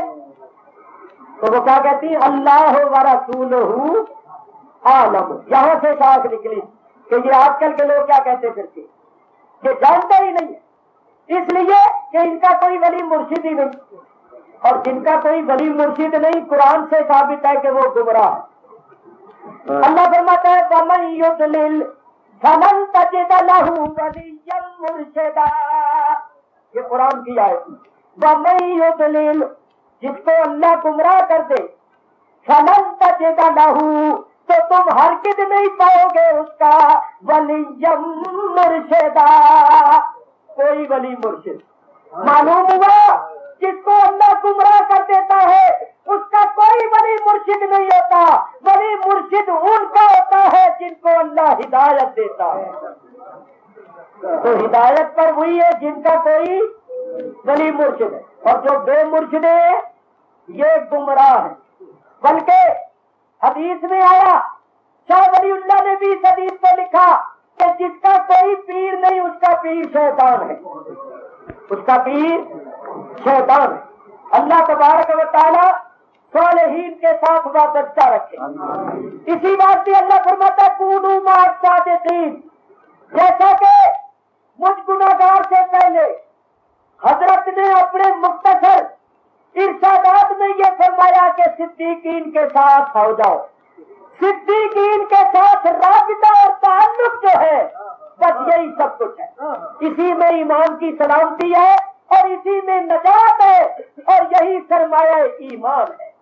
چنانچہ دیکھو نا، ایک شخص نبی کریم علیہ الصلوۃ والسلام کی خدمت میں حاضر ہوا، کہنے لگا یا رسول اللہ قیامت کب ہے؟ قیامت کب ہے؟ حضور نے فرمایا تو نے قیامت کے لیے کیا سامان تیار کیا ہے؟ تو نے قیامت کے لیے کیا تیاری کی ہے، کیا سامان تیار کیا ہے؟ تو وہ صحابی کہنے لگے یا رسول اللہ بس میرے پاس ایک ہی چیز ہے، وہ آپ کی محبت ہے، آپ کی محبت ہے۔ عبادت زیادہ نہیں ہے، نمازیں روزے زیادہ نہیں ہے، آپ کی محبت ہے۔ تو فرمایا کیا دیکھو ہو جا المرء مع من احب، جو جس کے ساتھ محبت رکھتا ہے وہ قیامت کے دن اسی کے ساتھ ہوگا۔ اگر تو میرے ساتھ محبت رکھتا ہے تو قیامت کے دن تو میرے ساتھ ہوگا، جو میرے ساتھ ہوگا اس کو پھر کس چیز کا ہے؟ تو میرے دوستوں بزرگوں، یہ جو اللہ والوں کی رفاقت ہے، ساتھ ہے، رابطہ ہے، یہ بڑی چیز ہے۔ چاہے کوئی گناہگار ہی ہو، صحیح العقیدہ ہو، ادب کرنے والا ہو، بے ایمان ہو کے نہیں مرتا، اس کا آخر اچھا ہو جاتا ہے۔ یہ محبت رنگ لاتی ہے اور اللہ والے دستگیری کرتی ہے، اور گستاخ ہو، بے ادب ہو، حضور کی شان میں، صحابہ کی شان میں، اور اللہ کی شان میں گستاخیاں بے ادبیاں کرتا ہو، چاہے ماتھا رگڑ رگڑ کے شامی کباب بنا لے، ان کا آخری وقت دیکھا کرو، بے ایمان ہو کے مرتے۔ یہ بے ادبی تباہ کر دیتی، برباد کر دیتی، سارے عمل تباہ ہو جاتی ہے۔ اور یہ اعتقاد جو ہے، یہ محبت جو ہے اللہ والوں کی، یہ رنگ لاتی ہے۔ محبت بڑی چیز ہے۔ اور جیسا ہاتھ میں ہاتھ دینے کی بات فرما رہے تھے، تو ایک بات مجھے یاد آئی۔ امام جلال الدین سیوطی رحمت اللہ علیہ نے لکھا شرح الصدور کے اندر، ایک بندہ تھا، بندہ بغداد شریف میں رہتا تھا، اور اس کا کام تھا کفن اتارنا، کفن چور تھا، کفن چور۔ پہلے زمانے میں ایسے لوگ بھی ہوتے تھے، قبرستان میں جاتے، تازے تازے کفن شدہ لوگوں کے کفن اتار لیتے۔ پہلے زمانے میں ایسے لوگ ہوتے تھے۔ آج کل کوئی ایسا نہیں ہے، کیونکہ آج کل زمانہ ترقی کر گیا ہے۔ آج کل مردوں کے کفن نہیں اتارتے، زندوں کے ہی کپڑے اتار لیتے، اللہ رحم کرے۔ تو وہ کفن چور کفن اتارا کرتا تھا، اور جب کوئی انتقال کر جاتا تو جنازے میں بھی شریک ہوتا اور کفن میں بھی شریک ہوتا، دیکھتا کہ کتنی گہری قبر ہے، کتنی مٹی ڈال رہے ہیں، کہاں بڑے بڑے پتھر ڈال رہے ہیں، کیونکہ اس نے رات کو آنا ہوتا تھا۔ تو وہ دیکھتا تھا کہ میں رات کو آؤں تو کس طرح میں جلدی سے اپنے مقصد میں کامیابی حاصل کر سکتا ہوں، دیکھتا رہتا۔ خیر، ایک ولی اللہ سے بزرگ، وہ اس کفن چور کے گھر چلے گئے اور ایک لکھے کا تان ساتھ لے گئے، 40 گز کا، اور ساتھ کچھ پیسے ویسے بھی لے گئے۔ تو کفن چور سے کہنے لگے کہ دیکھو بھائی، فقیر کا ایک پردہ ہوتا ہے، فقیر کا پردہ ہوتا ہے، ایک بھید ہوتا ہے۔ میں کبھی ننگا نہیں ہوا، غسل خانے میں غسل بھی کرتا ہوں تو کپڑا باندھ لیتا ہوں، مجھے شرم آتی ہے۔ اور میں نے سنا ہے کہ تم کفن اتار لیتے ہو، تو میرا کفن نہ اتارنا۔ اگر تم نے میرا کفن اتار لیا اور مجھے قبر میں ننگا کر دیا تو مجھے بڑی شرم آئے گی۔ تو تمہیں کپڑا چاہیے تو شاید لوگ 20 گز کپڑا لگائیں گے، تم 40 گز لے لو، دگنا لے لو، مگر میرا کفن نہ اتارنا۔ اور یہ پیسے بھی لے لو کہ تمہارے بچوں کے لیے کوئی ہدیہ تحفہ لایا ہو۔ وہ کہنے لگا نہیں جی، لوگ یوں ہی کہتے ہیں، میں نے تو کبھی ایسی حرکت نہیں کی۔ حضرت سوال ہی نہیں، آپ نے فرمایا چلو دو لوگ سچ کہتے ہیں یا جھوٹ کہتے ہیں، باہر صورت یہ تم لے لو، لیکن یہ میں دست بستہ ہاتھ جوڑ کر کہتا ہوں میرا کفن نہ اتارنا، کیونکہ مجھے بڑی شرم آتی ہے۔ کہنے لگا اچھا جی، بس پھر آپ اطمینان رکھیے، آپ کا نہیں اتارا۔ ہو گئی آپ سے بات۔ خیر، آپ واپس آ گئے، چند دنوں کے بعد انتقال ہو گیا۔ تو عادت جو ہوتی ہے یہ بہت خراب ہوتی ہے، اس کو پڑی تھی عادت۔ کہنے لگا اب تو یہ مر گئے، اب ان کو کچھ تھوڑا ہوتا ہے، تو تھوڑا پتا بس ہوئی، شیطان نے کیا غلبہ، حوث جو غالب ہوئی۔ اور میں تو کہتا ہوں کہ بس دوسری بات کہو کہ بعض لوگ جو ہوتے ہیں بس ان کی تقدیر اس طرح بھی جاگ اٹھتی ہے، بعض سو رہے ہوتے ہیں تو قسمت جاگ اٹھتی ہے، بعض جاگ رہے ہوتی ہے قسمت سوئی ہوئی ہوتی ہے۔ تقدیر اچھی تھی اس کی، لے گئی، چلا گیا قبر اتارنے کے لیے۔ کہنے لگا اب تو یہ مر گیا، اب تو تھوڑا پتا ہے۔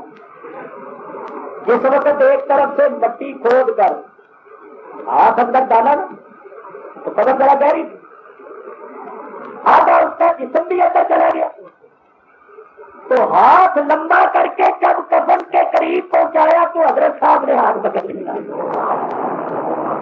حضرت صاحب نے ہاتھ پکڑ لیا، ادھر انہوں نے ہاتھ پکڑا، ادھر اس پر ایسی طاقت تاری ہوئی کہ جان نکل گئی، آدھا اندر سے آدھا باہر، آدھا اندر آدھا باہر اندر گیا، اسی طرح پڑا ہوا۔ صبح ہوئی ایک جنازہ آیا، لوگوں نے دیکھا انہوں نے ٹھیک ہے آج کا دعا ہے، یہ بھی بات نہیں آتا، خیر لوگوں نے اس کو کھینچا، باہر کھینچ گئی، غسل دیا، نماز پڑھی اور دفن کر دیا۔ جب دفن کر دیا تو دفن کے چند روز بعد وہ دفن چور کسی کو کام نہیں ملا، بڑے شاندار کپڑے پہنے ہوئے اور چہرے پر بڑی نورانیت اور بڑا خوش۔ دیکھنے والے نے کہا سنا بھائی کیسے گزری؟ کہنے لگا اللہ نے بخش دی۔ دیکھنے والے کا تجھ کو بخش دیا، تیرے جیسے پاپی کو جس کی ساری عمر گزر گئی لوگوں کے قدم اتارتے ہوئے، جو مرنے کے بعد مردوں کو بھی معاف نہیں کرتا تھا، تیرے جیسے پاپی کو اللہ نے بخش دیا۔ یہ بات سمجھ میں نہیں آتی، بات کیسے ہوئی، کس وجہ سے اللہ نے بخشا؟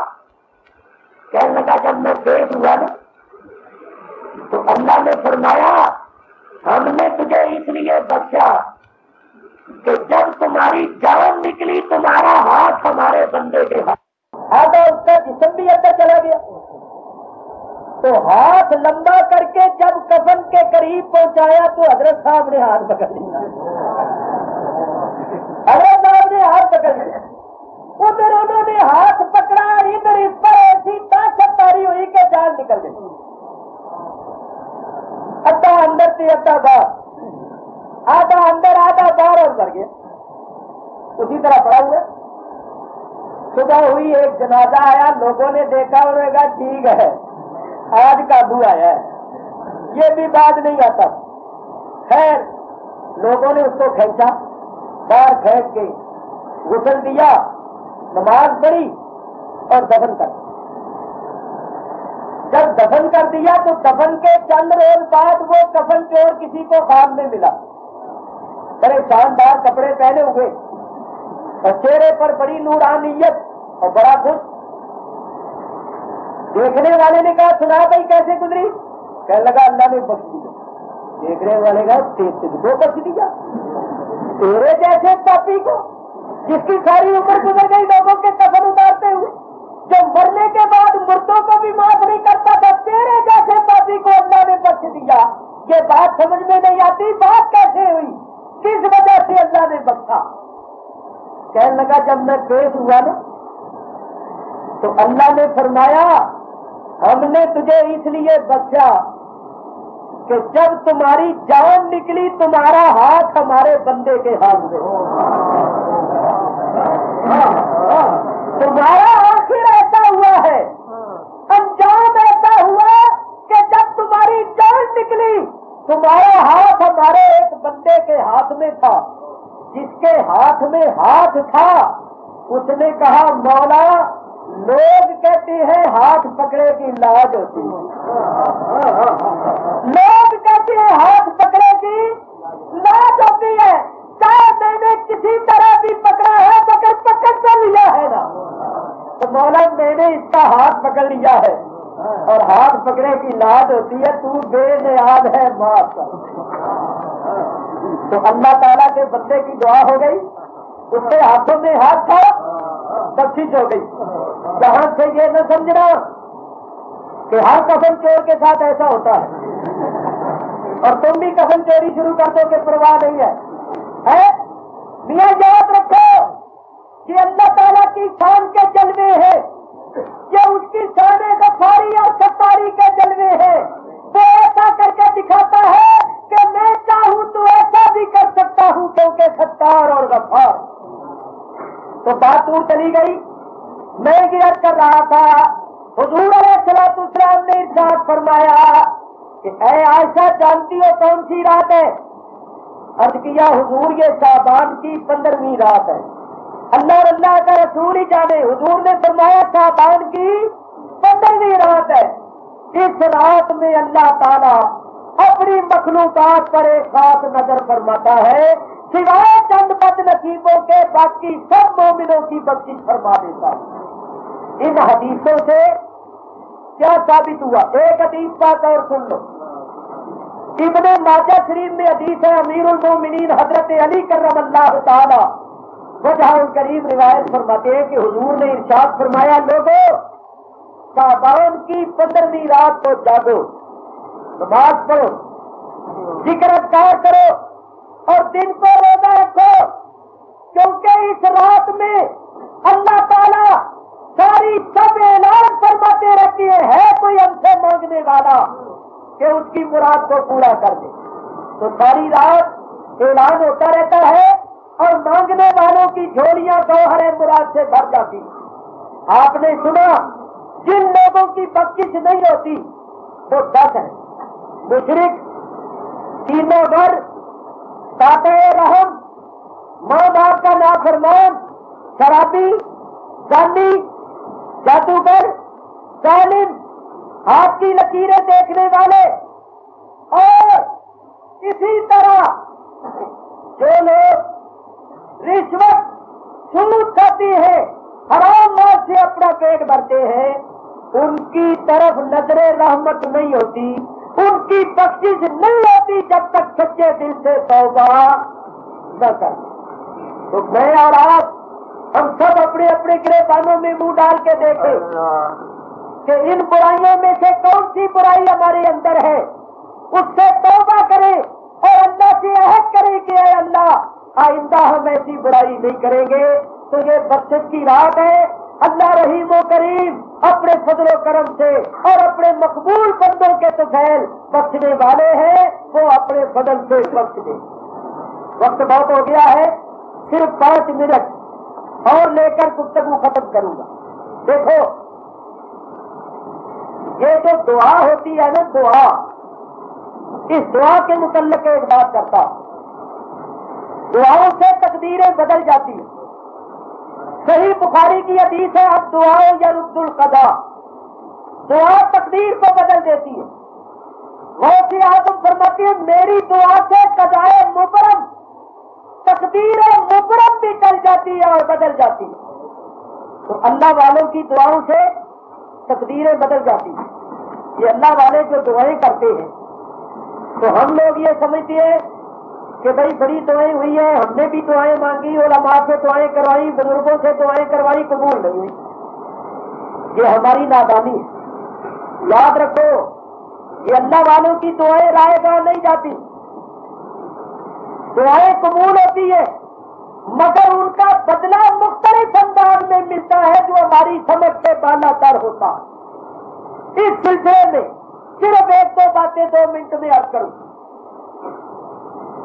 ایک شخص سیدنا غوث اعظم رضی اللہ تعالیٰ عنہ کا مرید ہوا، جب وہ سلسلے میں داخل ہو کر گیا تو اس کو ایک شکایت ہو گئی، جب بھی سے اس کو غسل کی حاجت ہو جائے 70 مرتبہ اس کو احتلام ہوا، جب بھی سے احتلام ہو جائے غسل کی حاجت ہو جائے۔ کہنے لگا پتہ نہیں کیا بات ہو گئی، اچھا مرید ہوا، پہلے تو یہ شکایت نہیں تھی، اب یہ شکایت ہو گئی، تو وہ حضرت کی خدمت میں حاضر ہوا، اس کا ذکر کیا، آپ نے فرمایا کتنی مرتبہ شکایت ہوئی ہے؟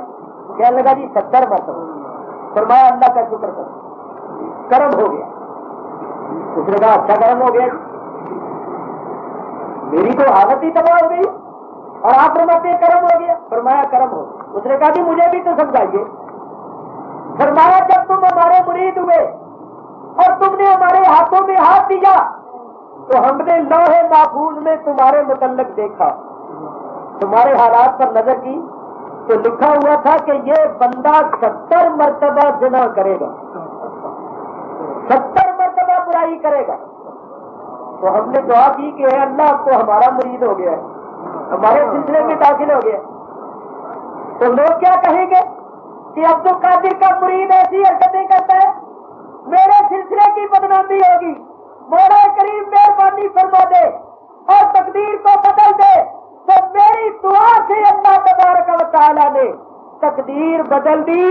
وہ کام جو تو نے بیداری میں قصدن اور ارادتن کرنا تھا اللہ نے اس کو خواب کی حالت میں بدل دیا. اب تجھ سے کوئی مواخذہ نہیں ہو. اگر تو بیداری میں کرتا اس میں تیرا ارادہ بھی شریک ہوتا, تو عذاب اور سزا کا مستحق ہوتا, تو اللہ نے میری دعا سے تقدیر کو بدل دیا. جو بات بیداری میں ہونے والی تھی وہ خواب میں تبدیل ہو گئی. تو میں آپ سے پوچھتا ہوں کہ بتائیے آپ کے ساتھ بھی خواب میں ایسی باتیں ہوتی ہیں یا نہیں؟ کئی قسم کے حادثے پیش آتی ہیں. خواب میں آدمی کئی قسم کی مصیبتوں سے دو چار ہوتا ہے. تو آپ کو کیا پتا ہے کہ جو کچھ آپ کے ساتھ خواب میں ہوا ہے یہ بیداری میں ہونے والا ہوتا, اور کسی کی دعا سے تقدیر بدل گئی ہو. یہ تو ہم نہیں نہ سمجھتے. ہم کہتے ہیں دعائیں قبول نہیں ہوتی, دعائیں قبول ہوتی ہے. اللہ رحیم و کریم کسی کو خالی نہیں لوٹاتا. وہ بڑے کرم والا ہے, بڑے رحم والا ہے, مگر اس کے دینے کے انداز نرالے ہیں, اس کے دینے کے انداز مختلف. صرف ایک بات اور 1 منٹ میں عرض کرتا ہوں, معاف کیجیے. پہلے بھی آپ نے یہ باتیں سنی ہوئی ہے, کوئی نئی باتیں نہیں ہیں. بغداد شریف میں ایک صاحب رہتے تھے جو جواہرات کا کام کرتے تھے. اس زمانے میں ریل گاڑیاں نہیں تھی, موٹریں نہیں تھی, بسیں نہیں تھی, ہوائی جہاز نہیں تھے. پیدل سفر کرتے تھے یا اونٹ گھوڑوں پر. تو وہ تاجر صاحب حضرت شیخ حماد رحمت اللہ علیہ کی خدمت میں حاضر ہوئے. یہ غوث اعظم کے ہم اثر ہے اور بڑے ولی اللہ ہے. تذکرۃ الاولیاء میں ان کا ذکر موجود ہے. وہ تاجر صاحب کہنے لگے حضرت میں عراق سے ملک شام جانا چاہتا ہوں جواہرات کی تجارت کے سلسلے. آپ صاحب نظر ہے تو مجھے بتائیے میں جاؤں یا نہ جاؤں؟ کوئی نقصان تو نہیں ہوگا, کوئی خطرہ تو پیش نہیں آئے گا؟ حضرت شیخ حماد نے چند منٹ مراقبہ کیا اور فرمایا کہ مت جاؤ. اگر جاؤ گے ڈاکو مال لوٹ لیں گے اور تمہیں قتل کر دیں گے. بہت اچھا. لوگ بڑے عقیدت والے ہوتے تھے, ارادہ بدل دیا. عزیزوں کو پتا چلا, انہوں نے کہا تم تو شام جانے والے تھے, ارادہ کیوں بدل دیا؟ انہوں نے کہا حضرت شیخ حماد نے یہ کہا. تو انہوں نے کہا غوث اعظم کے پاس بھی جاؤ, دیکھو وہ کیا فرماتے, ان کے پاس بھی جاؤ. وہ بھی بڑے ولی اللہ ہے, صاحب کشف ہے, صاحب نظر ہے. وہ صاحب ان کے پاس آ گئے, حضرت کے پاس, اور آ کر سارا ماجرا سنا دیا کہ حضرت شیخ حماد نے یہ کہا. اب آپ فرمائیے. آپ نے فرمایا جاؤ, انشاءاللہ خیریت سے واپس آؤ گے اور نفع بھی ہوگا. بہت اچھا.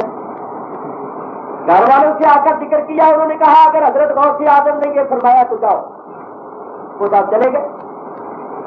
راستے میں ایک گاؤں میں رات گزارنے کے لیے ٹھہر گئے. رات کو جو تھے تو خواب میں کیا دیکھا کہ ڈاکوؤں نے پکڑ لیا, مال بھی لوٹ لیا اور ان کو قتل کر دیا. جب ڈاکوؤں نے مال لوٹنے کے بعد قتل کر دیا تو ان کی آنکھ کھل گئی. جب آنکھ کھلی تو خدا کا شکر کیا کہ شکر ہے خواب تھا, جان بھی موجود ہے, زندہ بھی ہوں, مال بھی موجود ہے. شکر کیا اللہ. تجارت کر کے واپس آ گئے تو حضرت شیخ حماد کی خدمت میں حاضر ہوئے. ہدیہ تحفہ نذرانہ پیش کر کے عرض کیا حضرت آپ نے فرمایا تھا کہ نہ جاؤ, تب تم مال لوٹ لیں گے اور قتل ہو جاؤ گے, اور میں تو زندہ سلامت واپس آ گیا ہوں. تو حضرت شیخ حماد نے مسکرا کر فرمایا کہ تم میرے بعد غوث اعظم کے پاس نہیں گئے؟ ان کے پاس گئے ہو یا نہیں؟ تو انہوں نے دعا کر کے تقدیر بدل دی. بولو خواب میں ڈاکوؤں نے تمہیں لوٹا یا نہیں لوٹا؟ قتل ہوئے ہو یا نہیں ہوئے ہو؟ یہ تمہارے ساتھ بیداری میں ہونے والا تھا جو غوث اعظم کی دعا سے خواب میں ہو گیا. تقدیر بدل گئی. انہوں نے تقدیر کو بدل دیا. تو یاد رکھو اللہ والوں کی دعائیں رائے گاہ نہیں جاتی, تقدیریں بدل جاتی ہیں, لیکن ان کے انداز ہماری سمجھ سے بلند ہوتی ہے. نہیں تو میں تو یہ کہتا ہوں کہ قیامت کے دن ایک شخص کا حساب ہوگا، گناہ زیادہ نیکیاں کم، گناہوں کا پلڑا بھاری، وہ سب بڑے مایوس ہوں گے کہ اللہ تعالیٰ اپنی طرف سے ایک چیز نیکیوں کے پلڑے میں ڈالے، تو نیکیوں کا پلڑا بھاری، تو وہ بتا ایک دم خوش ہو جائے گا اور کہے گا مولا میں تیرے قربان جاؤں، یہ تو نے نیکیوں کے پلڑے میں کیا ڈالا ہے؟ تو اللہ فرمائے گا اے میرے بندے، تو نے دنیا میں ہم سے کچھ دعائیں مانگی، تو ہم نے دنیا میں ان دعاؤں کو قبول نہیں کیا، یعنی جو کچھ تو نے مانگا تھا وہ ہم نے نہیں دیا تھا، تو دنیا میں جو تم نے دعائیں مانگی جن کا بدلہ تمہیں دنیا میں نہیں دیا گیا ان کا یہ بدلہ دیا ہے۔ تو حضور فرماتے ہیں بندہ اس وقت یہ تمنا کرے گا کہ اے کاش دنیا میں میری کوئی دعا قبول نہ ہوتی تاکہ سب دعاؤں کا بدلہ مجھے آج ملتا۔ تو معلوم ہوا کہ یہ ہماری نادانی ہے، ناسمجھی ہے کہ ہم اس قسم کی باتیں کرتے ہیں، ورنہ اللہ تعالیٰ بڑے رحیم و کریم ہے، جب کوئی ہاتھ پھیلاتا ہے تو وہ خالی نہیں لوٹا۔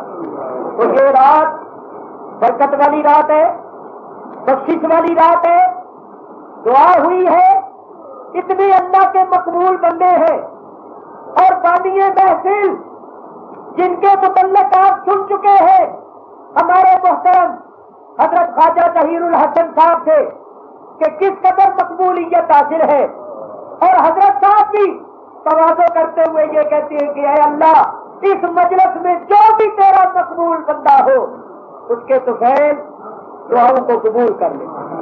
تو میاں یاد رکھو اللہ والوں کے پاس بیٹھنے والا بدبخت نہیں رہتا، لا یشقی جلیسہم، یہ حدیث ہے کہ ان کے پاس بیٹھنے والا بدبخت نہیں رہتا۔ تو ان کی مجلس میں آنا، ایسی نورانی اور روحانی مجلس میں آنا، یہ بہت بڑی سعادت اور بہت بڑی نعمت ہے۔ اللہ تبارک و تعالی اس پاک مجلس کی برکت سے اور اس رات کی برکت سے ہم سب کے گناہوں کو معاف کرے اور ہم سب کو نیکی کی توفیق دے، اور اللہ تعالیٰ اپنے فضل و کرم سے اپنے حبیب کی جوتیوں کا صدقہ ہمارا شمار ان لوگوں میں فرمائے جن کو اس رات بخشش مل گئی۔ اللہ تبارک و تعالیٰ اپنے پیاروں کے طفیل کرم فرمائے، اور دعا کرو کہ اللہ تبارک و تعالیٰ ہمارے حضرت کی عمر دراز فرمائے اور آپ کا سایہ سلامت رکھے، اور اس آستانے کو اللہ تبارک و تعالیٰ قائم اور دائم رکھے، جو بھی یہاں آئے مراد ہو کر جائے۔ اور ایک بات اور بھی مجھے معلوم ہوئی ہے کہ حضرت اس رمضان شریف میں تشریف لے جا رہے، حرمین طیب ہے، مکہ مکرمہ مدینہ طیبہ، رمضان شریف وہاں گزاریں گے، اور وہاں کا ایک ایک لمحہ، اور پھر رمضان شریف کا مہینہ، تو ان کی خدمت میں نہایت ادب سے التماس اور درخواست ہے کہ بیت اللہ شریف اور روضہ رسول اللہ صلی اللہ علیہ وسلم پر ہمیں فراموش نہ فرمائے، اور اپنی دعاؤں میں ہمیں بھی یاد رکھیں۔ در کریمہ دار ہاتھ دشوار دے، ان کا ہاتھ اٹھ جائے گا، ان کی زبان ہل جائے گی، اور انشاءاللہ ہمارا کام ہو جائے گا۔ تو اللہ تبارک و تعالیٰ ان کو خیر و عافیت سے لے جائے اور خیر و عافیت سے واپس لائے، اور وہاں کی برکات سے مالا مال فرمائے، اور ان کے درجے بلند اور بالا فرمائے۔ وآخر دعوانا ان الحمد للہ رب العالمین۔ میں نے آپ حضرات کے سامنے چند چھوٹے چھوٹے کلمات کہے ہیں، کیونکہ اس رات میں اس رات کے فضائل جو ہیں وہ بیان ہوتے ہیں اور وہ بارہا آپ نے سنے ہیں۔ اللہ تبارک و تعالیٰ قبول فرمائے، بس سب سے بڑی بات یہی ہے۔